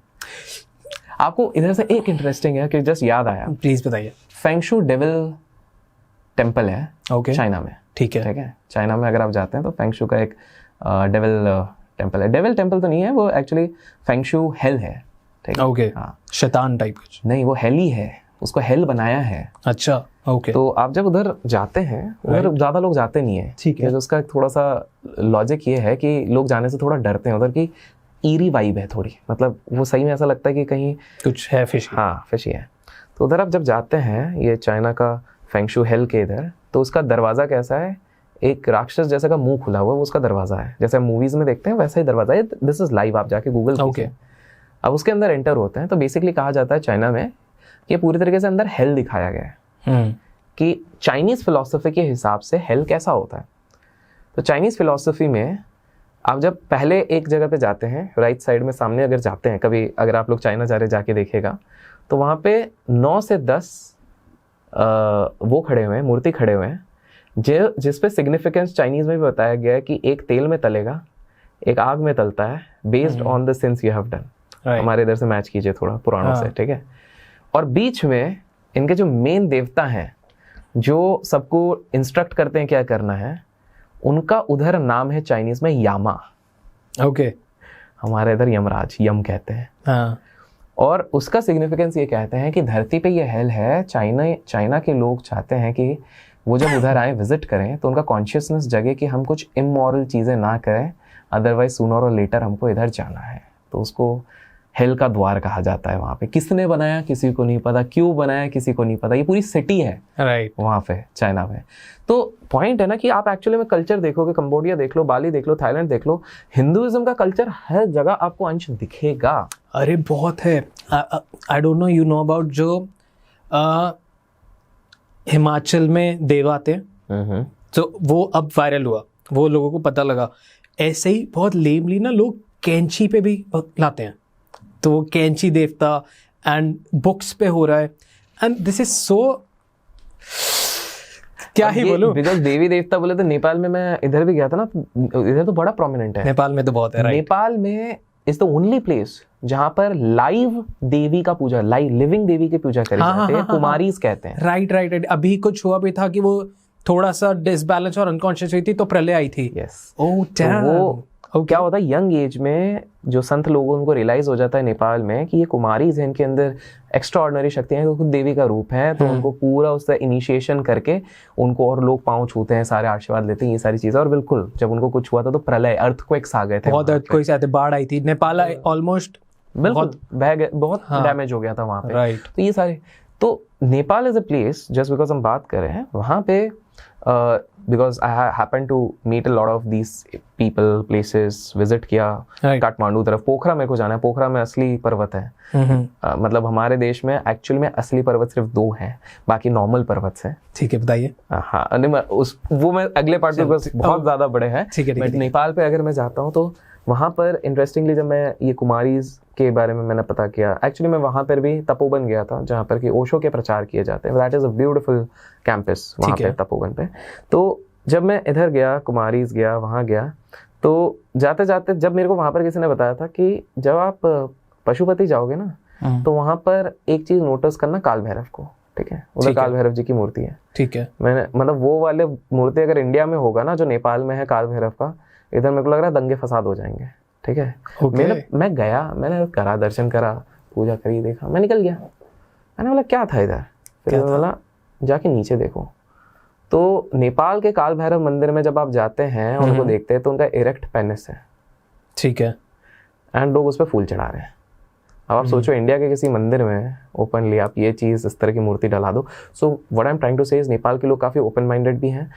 उधर एक और कंसेप्ट चला था, ये शायद नेपाल के खुद के लोगों को शायद ज्यादा नहीं पता होगा, बट ये मैंने बाद में रिसर्च और लोगों से पता करके पता है। बताइए। बड़ा इंटरेस्टिंग चीज है जी।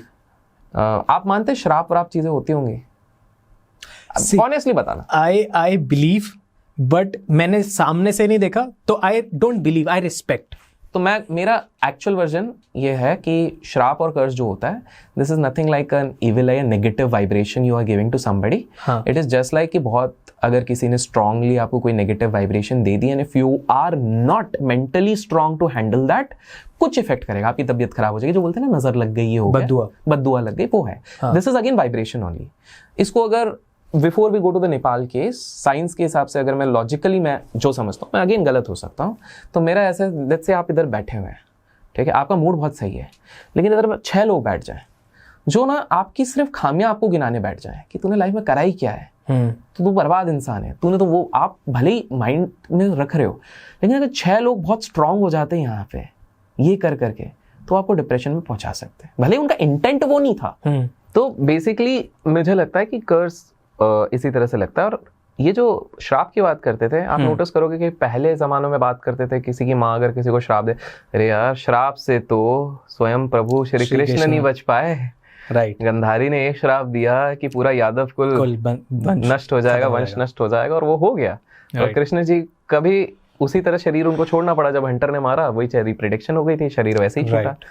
तो मेरा मानना है कि ये चीजें होती हैं, और पहले के लोग ज्यादा क्लियर थे, लेस डिस्ट्रैक्टेड थे, तो उनके वाइब्रेशंस और स्ट्रांग थे, वो खुद में ही सिद्ध थे। एग्जैक्टली वो खुद में, उनका मतलब उस समय का जो कॉमन इंसान था वो खुद अनकॉमन था। हाँ, आज अगर उनको खड़ा कर दे तो वो सिद्ध पुरुष है हमारे लिए, वो हमारे लिए सिद्ध पुरुष। एग्जैक्टली वहाँ का एक लेम, जैसे अभी हम लोग हैं नॉर्मल ऑर्डिनरी लाइफ में चल रहे हैं, मतलब वहाँ के सब वैसे। मैं जितने लोग ये वीडियो देख रहे हैं, मैं कमेंट्स में जानना चाहूंगा ये कर पाएंगे क्या? आप अगर सिद्ध पुरुष लेस डिस्ट्रैक्टेड होते हैं, साल भर तक मोबाइल फोन मत देखो, करके देखो। ये अभी नहीं कर पाएंगे। तो वही पॉइंट है ना। बट उस टाइम में तो डिस्ट्रैक्शंस नहीं थे, सेल्फ कॉन्शियस था, तभी तो योगों की भी वो सारी चीजें हुई थी, त्रेता और ये सारी। तो बट एनीवेज, तो नेपाल का एक बड़ा किस्सा याद है, बताइए। तो वहाँ पे एक शाह फैमिली, शाह लोग शासन करते थे। तो पृथ्वी शाह करके एक राजा थे, ठीक है। तो उन्होंने नज़र उनकी गड़ाई काठमांडू के पहाड़ों के और ये सारे एरियाज के कि मुझे सब राज करना है, लोभी मतलब लालची, कुछ नहीं छोड़ूंगा, सब राज करूंगा। आए ना देखो ना ताओ, हर जगह अटैक करते रहते थे, मर्सीलेसली लोगों को मारते थे। और मारते भी कैसे थे शाह साहब, लोगों की नाक और जुबान काट देते थे, बंदी बना लेते हैं, नाक जुबान काट देते हैं, हर जगह तानाशाही। और इनके अंदर ईगो बहुत आ गया था। ईगो मतलब मैं ही अपने भगवान है वो था। तो ऐसे ही करते करते करते करते करते एक बार जंगल में जा रहे हैं, नेपाल के काठमांडू के। तो वहां पर वो देखते हैं एक बाबा बैठे हुए हैं। तो ये थोड़ा राजा लोग थोड़े वो तो रहते थे कि भाई संत इंसान है तो थोड़ा कर दें, प्रभु ऐसा करके आप कुछ आशीर्वाद दे दीजिए। तो ये आँख खोलते हैं, तो ये जो ऋषि रहते हैं ये एक दही लेते हैं, दही को पीते हैं, बोले ठीक है, और उसके बाद वापस उसमें डाल के बोलते ये पी लो। ओके। हाँ। उसका ईगो पूरा वो हो जाता है कि ये कैसा ऋषि है भाई। उसको पता नहीं था वो बहुत बड़े सिद्ध पुरुष वो गोरखदास जी थे, और वो गुस्से में फेंक देता है सीधे उनके पाँव के नीचे, हाय तुम मेरे को क्या समझा है, ऐसा करके। गोरखदास जी के पाँव पे पूरी दही गिर जाती है, 10 उंगलियों पे। वो श्राप देते हैं, जितनी उंगलियां मेरे पैरों में है, तेरा वंशज उतना ही बड़ा बनेगा, उसके बाद खत्म हो जाएगा, ये मेरा श्राप है, इससे ज्यादा तू बढ़ भी नहीं पाएगा। और सब अपनी मृत्यु के कई साल पहले मौत को वो हो जाएंगे। इनकी जो नेक्स्ट पीढ़ी आई वो भाई भाई एक दूसरे से लड़के मर गए। उसकी नेक्स्ट जो बच्चों वाली पीढ़ी आई उनमें एक बीमारी फैल गई, वो मर गए। उनमें से एक पीढ़ी आई जो पार्टी कर रहे थे, उनमें से एक भाई पागल हो गया, उसने शूट कर दिया, आर्मी का था वो, सबको शूट कर दिया। और फाइनली ऐसे ऐसे करके जो सबसे बड़े शासक थे उस समय के नेपाल के, उनकी पूरी फैमिली, नेपाल की हिस्ट्री अगर पढ़ते हैं तो यही है सारा, तो वो ऐसे करके पूरी तरह डिस्ट्रॉय हुई थी। कर्ज की अगर बात करें तो एक बहुत इंटरेस्टिंग केस इधर से भी आया, श्राप से। तो मिस्र, इजिप्ट की अगर हम बात करें तो इजिप्ट में एक फैरो थे, तुतान खामेन, टुट, किंग टुट कहते थे, किंग टुट। मम्मी मूवी देखिए, तो उसके सेकंड पार्ट में जो दिखाया गया वो इनसे इंस्पायर्ड है। ओके। जो एक दिखाता है ना, वो उठ जाता है, रेगिस्तान घूम रहा है, ये सारी चीजें, और जो लोग ढूंढने जाते हैं उसकी कब्र निकालते हैं और कब्र में कुछ श्राप लिखा रहता है, तो वो इंस्पायर्ड रियल लाइफ स्टोरीज हैं। तो जब वो एक पिरामिड ढूंढा जाता है और वो किंग टुट के इधर पहुंचते हैं, जब खोदा खुदाई करी जाती है, तो जब खोद खाद के पहुंचते हैं तो उनको कब्र दिखती है, कब्र के आसपास सोना ही सोना। वो राजा लोग तो सोना के साथ ही दबाए जाते थे।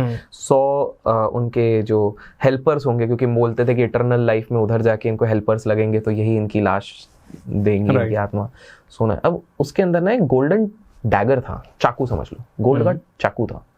उसमें कुछ लिखा हुआ था उनके भाषा में, जो कुछ लोग डिकोड कर सकते थे, लैंग्वेज एक्सपर्ट्स आर्कियोलॉजिस्ट के साथ आए थे। तो उसमें लिखा था कि भाई ये श्राप है, कोई भी कब्र से इस पर्टिकुलर मम्मी को मत निकालना, निकालोगे तो तुम श्रापित हो जाओगे, खत्म हो जाओगे, ऐसा करके।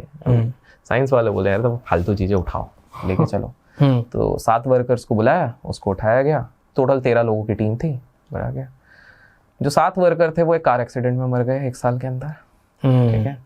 जो साइंटिस्ट उस चीज पे वर्क कर रहा था वो पागल हो गया। जो बाकी 2 थे उनने सुसाइड कर लिया।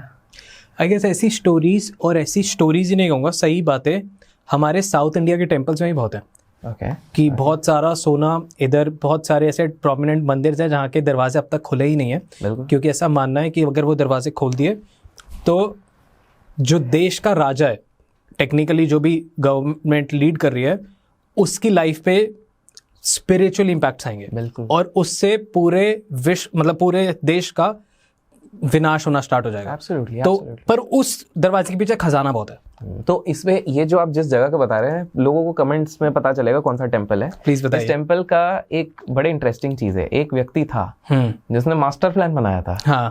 कि भाई मैं खोद खोद के सुरंग जाऊंगा। कितना खोद लिया, ऐसा हो गया कि हमारी मशीन्स उसके आगे नहीं जा सकती। कर ही नहीं पाया। कभी कुछ मशीन खराब हो रही है, कभी ये हो रहा है, वो हो रहा है, उसको वार्निंग थी कि भैया मत कर। और ये सारी चीज़ें ना, जो जितना भी आप पुराने पढ़ोगे, जैसे आप चांदनी चौक या ऐसे कोई भी जगह पे जाते हैं जहाँ बहुत हवेलियाँ बनी हैं, तो उनके पीढ़ी दर पीढ़ी ना खजाना दबा के गए हैं, बिल्कुल। और वो इतना लॉक करके जाते हैं कि 7वीं पीढ़ी को ही मिलेगा बिल्कुल। या 7वीं पीढ़ी के किसी जमाई को मिलेगा। तो अगर वो नहीं खोलता और कोई और खोल देता है ना, तो पीढ़ी खत्म या फिर उनमें से राख मिलती है। बिल्कुल बिल्कुल। तो ये एक्चुअली क्या होता है कि अब जाके हम इन चीज़ों को साइंस एक्सेप्ट करता है, एक डिफरेंट फील्ड है क्वांटम फिजिक्स करके, जो ये चीज़ मानता है कि जो चीज़ हमारी नॉर्मल फिजिक्स नहीं समझा पा रही है, वो क्वांटम फिजिक्स समझाने की कोशिश कर रही है कि एनर्जी होता है, वाइब्रेशंस होता है, ये सारी चीज़ों से संसार चल रहा है, सृष्टि चल रहा है। प्रॉब्लम पता है, मैं बताता हूँ क्या होता है कि शायद हमने इसके ऑफ कैमरा बात भी हल्की सी करी थी शुरू होने से पहले, कि आज के समय में ना मिस इन्फॉर्मेशन फैलाने वाले बहुत हो गए, सारे 90% हो गए। एग्जैक्टली। तो वो 1 का 10 अपने वेस्टेड इंटरेस्ट करने के चक्कर में जब वो बता रहे हैं, देखिए आज हम दोनों बात कर रहे हैं, हम इस कॉन्वर्सेशन क्या कुछ बेच रहे हैं? कुछ नहीं बेच रहे हैं। कुछ मेरे पास तो इससे कुछ लेना देना भी नहीं है, सर्विस रिलेटेड, टेक्निकली राइट, तो कोई टेंशन ही नहीं है। बट बहुत सारे लोग हैं जो अपनी वेस्टेड इंटरेस्ट के चक्कर में वो कुछ भी प्रोपोगेट करके उस चीज को बेचने की कोशिश कर रहे हैं, और लोग गलत तरीके से फंस भी रहे हैं, जैसे आपने कुछ इंसिडेंट्स बताए ऑफ कैमरा। राइट। तो इस तरह से काफी सारी चीज हो रही है जो लोगों का जो विश्वास करना भी चाहते हैं तोड़ देती है। आई विल टेल यू, इसके बहुत बड़े एग्जाम्पल हम दोनों भी हैं कि हम लोग क्यों नहीं बिलीव कर पाते इतनी जल्दी, क्यों हमें लॉजिक्स चाहिए और हमारे सामने हमारे को प्रैक्टिकल एक्सपीरियंस चाहिए। करेक्ट। क्योंकि हम ओपन माइंडेड है, हमें एक्सप्लोर भी करना है, पर ट्रस्ट किस पे करें? ये बहुत इंपॉर्टेंट है। आप मेरे को बताओ, कोई भी बड़ा टेम्पल हो, आप उस बड़े टेम्पल पे जाके एकदम से किसी पुजारी पे ट्रस्ट कर सकते हो? नहीं कर पाओगे ना, दैट्स द पॉइंट। बिल्कुल। पर वो पुजारी सिद्ध है, और जब 100 साल बीत जाएंगे, 50 साल बीत जाएंगे, तो कोई पॉडकास्ट में 2 लोग बैठकर उन पुजारी की बात करेंगे, पर हम नहीं मानेंगे। हम नहीं मानेंगे। यही होता है, सिद्ध पुरुष जब जीवित होता है तब उसकी कोई वैल्यू नहीं कर पाता है। राइट। उनके जाने के बाद हर कोई। मैं थोड़ा सा ना ओशो के बारे में, आप ओशो के बारे में कुछ सुने हैं, जाने हैं? सुना, बहुत कुछ सुना है। और आपका लॉजिक के हिसाब से बताओ कैसा लगे, क्या लगा? मैं बहुत डीप में नहीं सुना, बट कुछ चीजें उनकी सुनी है, and I absolutely love that, because मेरे को ऐसा लगता है कि दिमाग खोलते हैं वो। ठीक है। अब ना इस पे कंट्रोवर्सी तो बहुत हुई है। हाँ, वो ये चीज़ ओशो के साथ भी हुई है। ओशो जब जीवित थे तब भौचाल मचा रहे थे, उनके जाने के 30 वर्ष बाद भी आज लोग उनके बारे में बात करते हैं। इसका मतलब ओशो में कोई तो बात थी, तगड़ी बात थी, जो लोगों को हिलाती थी। और ओशो की बात इतनी गहराइयों से वो कहते थे कि आज भी जीवन के आप किसी भी एरिया में हो, आपको रियलाइज होता है कि यार बात तो उन्होंने तब भी सही करी थी। राइट। अब क्या होता है कि एक लॉजिकल माइंड इनको डिफाई करने की कोशिश करता है, और मैं इस चीज को अब बताता हूँ कैसे होता होगा। ओशो का एक पहला साइंटिफिक स्यूडो साइंस वाले लोग कहते हैं जी कि कहा जाता है कि ओशो ने 1.5 लाख किताबें पढ़ी थी। ठीक है, 1.5 लाख। 1.5 लाख। तो वो लोग बोलते कैसे पढ़ ली? हाँ। सही बात है, लॉजिकली मतलब आप और मैं भी बोलेंगे तो कैसे है कि भाई हम इधर एक किताब पढ़ते हैं, उसी में हालत टाइट हो रही है, 1.5 लाख किताब। ठीक है, तो मेरे दिमाग में भी आया, ऑब्वियस सी बात है। और फिर मैंने कुछ कैलकुलेशन बिठाना शुरू किया। मैंने ये कैलकुलेशन करा कि 10 वर्ष की उम्र से भी अगर उनने पढ़ने की शुरुआत करी है, रेगुलर 60 साल तक पढ़ रहे हैं। मैं ये भी अवॉइड कर दे रहा हूँ कि वो इतना ट्रैवल करते थे, इतने उनके सेशंस होते थे, इतना ज़्यादा बीच में जेल गए थे 12 दिन के लिए, सारी चीज़ें मैं इग्नोर कर देता हूँ। तो भी मेरे को लगता है कैसे पढ़ लिया होगा लॉजिकली। और फिर चलो मैं बोलता हूँ कि बड़े एक्सपर्ट थे, अगर मैं 5 बुक के हिसाब से भी देखता हूँ तो मैं लाइफ टाइम के हिसाब से कैलकुलेट किया 50 से 55 हज़ार किताबें होंगी, तो भी मैच नहीं कर रहा है ना। तो फिर मैंने फाइनली, यही होता है कि मैंने बोला जब खुद को नहीं पता तो उससे पूछो जो उनके साथ रुके हैं। तो मैंने सीधे उनसे पूछा, जितने जो उनके साथ रुके हैं, जिन्होंने उनको फर्स्ट हैंड एक्सपीरियंस किया है। तो और फिर मेरे को कुछ लॉजिक दिखने लग गया। देखिए हम सब, थोड़ा अब मैं पीछे जाता हूँ फिर उसको कनेक्ट कर देता हूँ कि हम सब, आप मानते हैं स्वामी विवेकानंद एक संत पुरुष थे, एनलाइटेंड बीइंग थे? बिल्कुल थे, क्योंकि उनके रिकॉर्डेड हिस्ट्रीज है, बिकॉज वो थोड़े मॉडर्न टाइम के हैं। रामकृष्ण मिशन के बारे में लोगों ने बात किया, रिकॉर्डेड है, तो उनका फोटो भी है, सब कुछ है, सब तो इसलिए मानते हैं लोगों को कि यूथ को काफी इंस्पायर करते थे।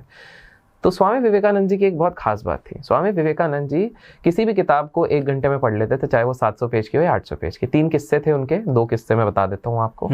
एक बार क्या होता है कि उनका एक दोस्त होता है, जर्मन होता है, जर्मन के घर जाते हैं, ठंड का मौसम है, वो देखते हैं कि एक जर्मन किताब पड़ी हुई है 750 पेज की, टेबल पर पड़ी है, एक पेन रखा हुआ वहाँ पे, 25-30 पेज पड़े हुए हैं।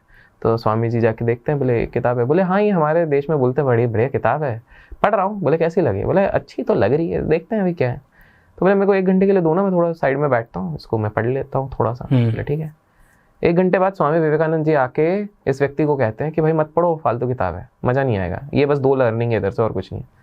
तो बोले क्यों मजाक कर रहे हो? पहली बात ये आपके लैंग्वेज में है नहीं, जर्मन में है, और दूसरी बात है भैया 750 पेज की किताब है, मैं खुद रोज 1-1 घंटे करके ये 30 पेज पढ़ पाया हूँ, आपने पूरी किताब कैसे पढ़ ली? बोले आप कुछ भी पूछ लो। राइट। वो पेज पलटता है, जो पेज पे जो भी पूछा सब बता दिया। कैसे? बताता हूँ, मैं भी बताता हूँ, रुको। दूसरी कहानी पे आते हैं, इसी के विवेकानंद जी, फिर मैं बताता हूँ कैसे स्वामी जी का आंसर क्या था। तो स्वामी जी का जो असिस्टेंट थे, तो वो रोज जाते थे कोलकाता की लाइब्रेरी में। स्वामी जी किताब मंगाए, बोले चलो ठीक है। 5 किताबें लेके जाता था, एक दिन जाता था, अगले दिन 5 लौटा देता था, फिर 5 लेके जाता था, फिर लौटा देता, फिर 5। लाइब्रेरी ने एक दिन बोल दिया, बोले तुम्हारे स्वामी जी ना शो ऑफ कर रहे हैं। कौन है ऐसा स्वामी जी, दिन के 5 किताबें, वो इतनी मोटी मोटी। तो बोले स्वामी जी तो पढ़ते हैं।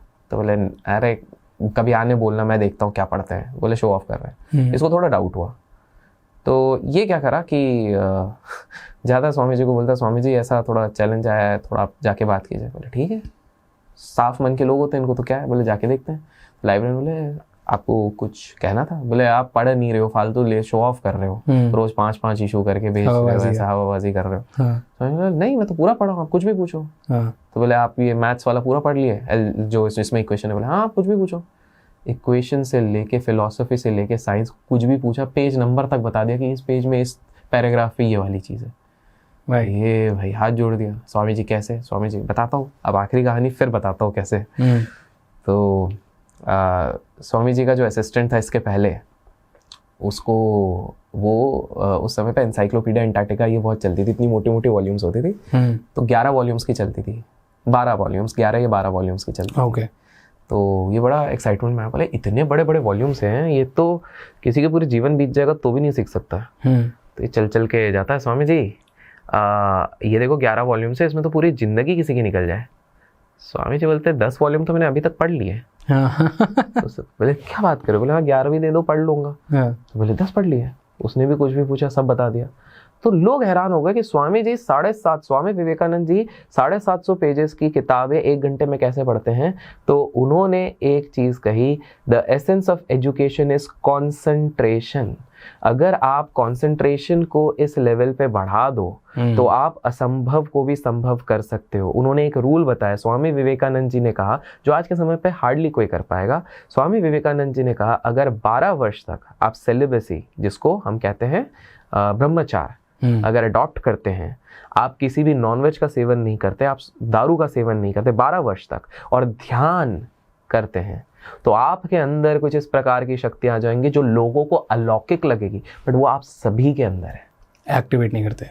अब आप एक लॉजिक देखना, सिंपल सा लॉजिक। यंगस्टर्स काफी लोग चीजें अचीव करते हैं आजकल, काफी इंटरनेट के चक्कर में कर रहे हैं, लेकिन मेजॉरिटी आप देखोगे एक मेंटल मैच्योरिटी और एक career massive spike, maximum billionaires millionaires का आता है 40 के बाद।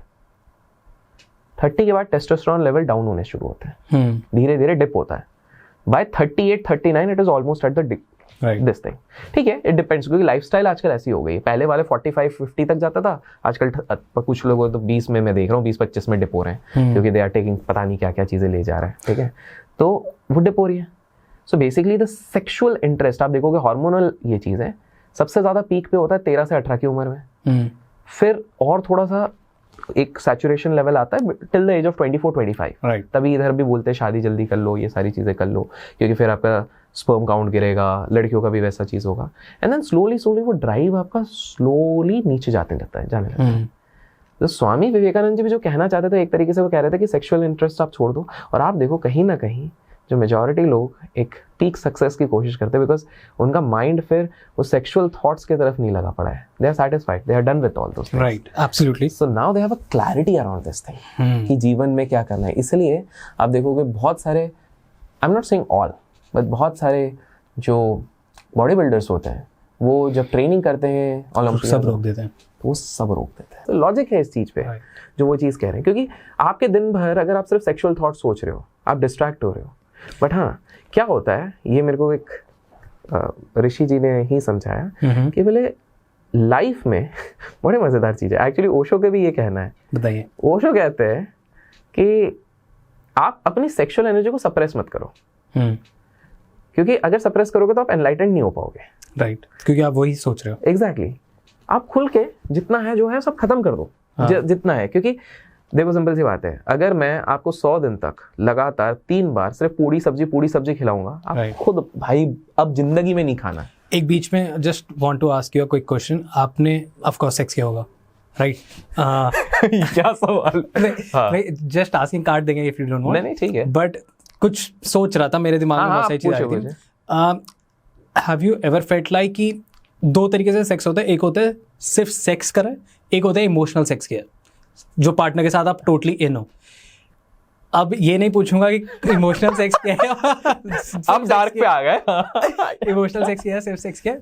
आई वांट टू नो कि जब आपने सेक्स किया, अगर वो इमोशनल रहा है और जिस भी इंसान के साथ किया, या फिर आप सेक्स के बाद सोए ना हो और आपने दिमाग चलाना स्टार्ट किया हो, तो बहुत ज़्यादा क्लैरिटी के साथ होता है। This is true. और अगर इमोशनल सेक्स किए तो आप जिस भी पार्टनर के साथ हो उसके साथ डिस्कशन करो, तो वो बहुत एक्सट्रीम लेवल का पॉजिटिव और एक्चुअल डिसीजन होता है जो आप कर नहीं पाते हो कभी भी। प्रॉब्लम आज के समय में सबसे ज्यादा है, sex is actually a very good tool, right? आप स्पिरिचुअल के बेसिस पे भी देखोगे, इट्स अ ब्यूटीफुल टूल।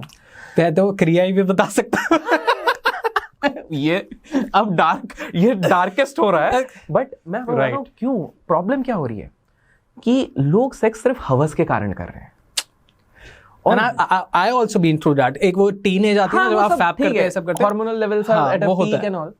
तो सेक्स जब आप एक हवस की नजर से कर रहे हो, तब आप पूरा, जब आपका सेक्स खत्म हो जाता है, उसके बाद सामने वाला लड़का इस दूसरे तरफ मुंह करके सो जाता है, right? You have wasted your energy, the core crux energy. Clarity है वहाँ। Exactly. And आपको पता है, अब जान के लोगों को हैरानी होगी, there are some people who have attained enlightenment just through sex. तंत्र विद्या में भी बात की जाती है। मैं वही बता रहा था, बहुत सारे। और एक तंत्र में होता है सेक्स, एक सात्विक तो नहीं बोलूंगा, बट एक ध्यान सेक्स, अगर आप समझ सकते हो। बिल्कुल बिल्कुल। अगर आप वो चीज अचीव करते हो ना, तो आप अपने पार्टनर के साथ इन हो, मैसिव एग्रेशन, मैसिव सब कुछ, प्लेजर सब पीक पे, और आप 1 घंटे तक बने रह सकते हो। बट और इसी पे ये टॉपिक कहाँ से कहाँ चले गया। बट आपको एक और चीज इंटरेस्टिंग बताता हूँ, राइट? क्या बोलूं, #experience पर पता। I want to tell everything, but मैं बता नहीं सकता यार कैमरे में। चलो, मेरा एक दोस्त है कल्याण, उसका एक्सपीरियंस बताता हूँ। बताइए। बाहर ही बैठा है, चाहे अब हलाल है तू। बताइए। अरे यार, बीप कर देंगे सब बीप कर। अच्छा नहीं बीप नहीं करेंगे। हाँ। मेरा एक दोस्त बाहर बैठा है, राइट? उसका नाम है कल्याण, राइट? ठीक है, तो मैं बताता हूँ कि एक इंटरेस्टिंग एक्सपीरियंस। इंटरेस्टिंग एक्सपीरियंस तक तो आप पहुंचे। नहीं चलो, इंटरेस्टिंग नहीं, मैं एक लॉजिकल एक्सपीरियंस बताता हूँ। नहीं, आप पहले इंटरेस्टिंग बताइए। ये इंटरेस्टिंग है, लॉजिकल है कि जब दो कहाँ से कहाँ टॉपिक जा रहा है। That's a don't talks. That's actually a don't talks। यहाँ यही होता है। When we are, अच्छा हम वैसे भी क्लाइमैक्स तक पहुंच रहे हैं, अब तो जरूरी है। देखो, हम भी तो दे रहा होता।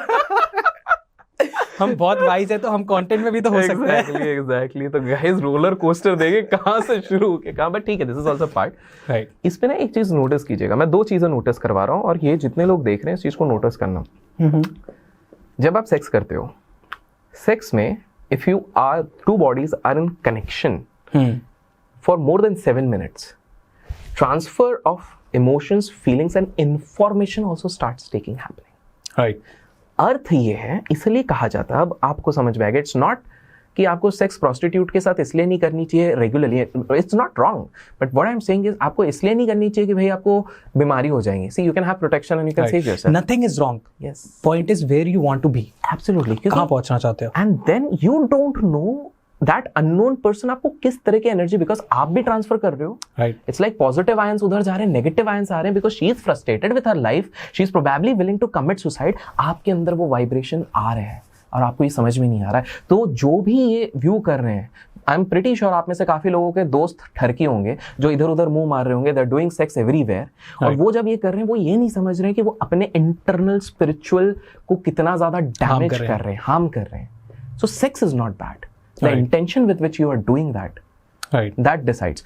तो एक चीज बहुत मैंने लोगों से भी सुनी है एक्सपीरियंस में कि जब आपका सेक्स हो रहा है एंड आपकी बॉडी एक वेसल है, ठीक है, आपकी बॉडी एक वेसल है, दो वेसल्स हैं जो आपस में आ रही है। लेट्स से एक वेसल स्पिरिचुअली बहुत इवॉल्व्ड है, let's say your because of experience आपने काफी चीजें, आई एम नॉट सेइंग परमात्मा है, बट हाँ बहुत सारी चीजें करिए, एंड लेट्स से दूसरी एंटिटी है जो इतनी स्पिरिचुअली वो एक्टिव नहीं है, फिजिकली फिट है, सब कुछ सही है।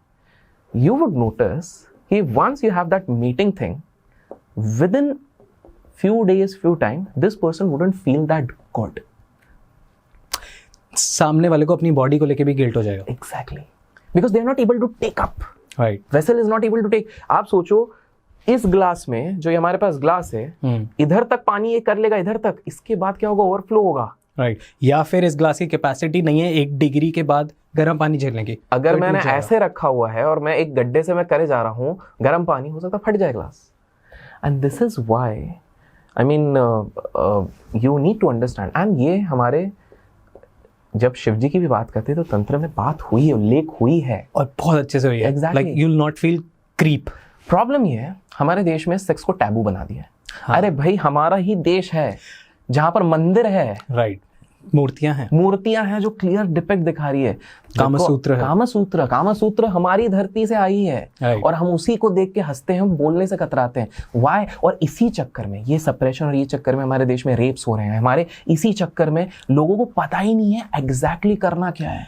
लाइक ये no offence to anyone, but ये ऐसा है कि एक बच्चे जिसके पास पूरी तरीके से समझ नहीं है, आपने उसको रिवॉल्वर पकड़ा दिया। एग्जैक्टली। और इसीलिए क्या हो रहा है, ये सारे बच्चे आज के समय पे पोर्नोग्राफी देख रहे हैं और अनरियलिस्टिक एक्सपेक्टेशंस लगा के खुद को अंडर एस्टिमेट करके बहुत सारी चीजों में, बिकॉज वहां पर जो दिखा रहा है, दे डोंट नो कि पॉर्न में जो बंदा सेक्स कर रहा है, बंदी सेक्स कर रहा है, किस तरह के वो ड्रग्स ले रहे हैं, सप्लीमेंट्स ले, क्या सप्लीमेंट्स ले रहे हैं, कितने रीटेक शूट, क्या सारी चीजें हो रही है। They are not having pleasure doing, they are one of the most frustrated people. Exactly.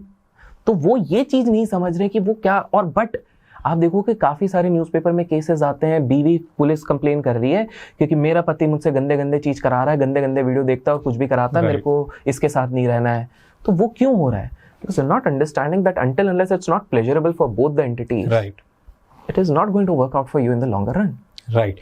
और अगर आप इसको बहुत वाइजली अपने पार्टनर के साथ अलाइन करके कर सकते हैं, लाइक एक जो I'll not say spiritual, because वो थोड़ा क्लीशे साउंड करता है, बट एक वाइज सेक्स, एक इंटेंस सेक्स जिसमें आप बहुत चीजें समझ के कर रहे हैं, उससे बेटर कुछ भी नहीं है। Absolutely. और अगर आप दोनों इन हो जाते हुए, दोनों ही एनर्जीज वहां जाती है, तो 1 घंटा भी मैं कम बता रहा हूँ, एक और इसी में मैं एक और फाइनल ऐड कर दूंगा। हाँ, 1 घंटा भी कम, इट कुड गो लाइक आपको वो सब वाइग्रा की जरूरत नहीं पड़ेगी, सिंपल सी बात है। जो बोलते हैं ना कि सुबह होने ना दे 250, बस वही होगा। एंड इसमें एक और चीज़ है कि जब इस प्रकार का किसी भी, एक सिंपल सी चीज़ है कि एक लड़का और एक लड़की जब इस लेवल पे सेक्स करते हैं, जब वो एक दोनों में एनग्रॉस्ड हो गए with that feeling, attachment, emotion, तो असली सेक्स वो सेक्स होता है जो करने के बाद आपको बार बार याद नहीं करना पड़ेगा कि ये भी करना था, वो भी करना था, ये भी करना था।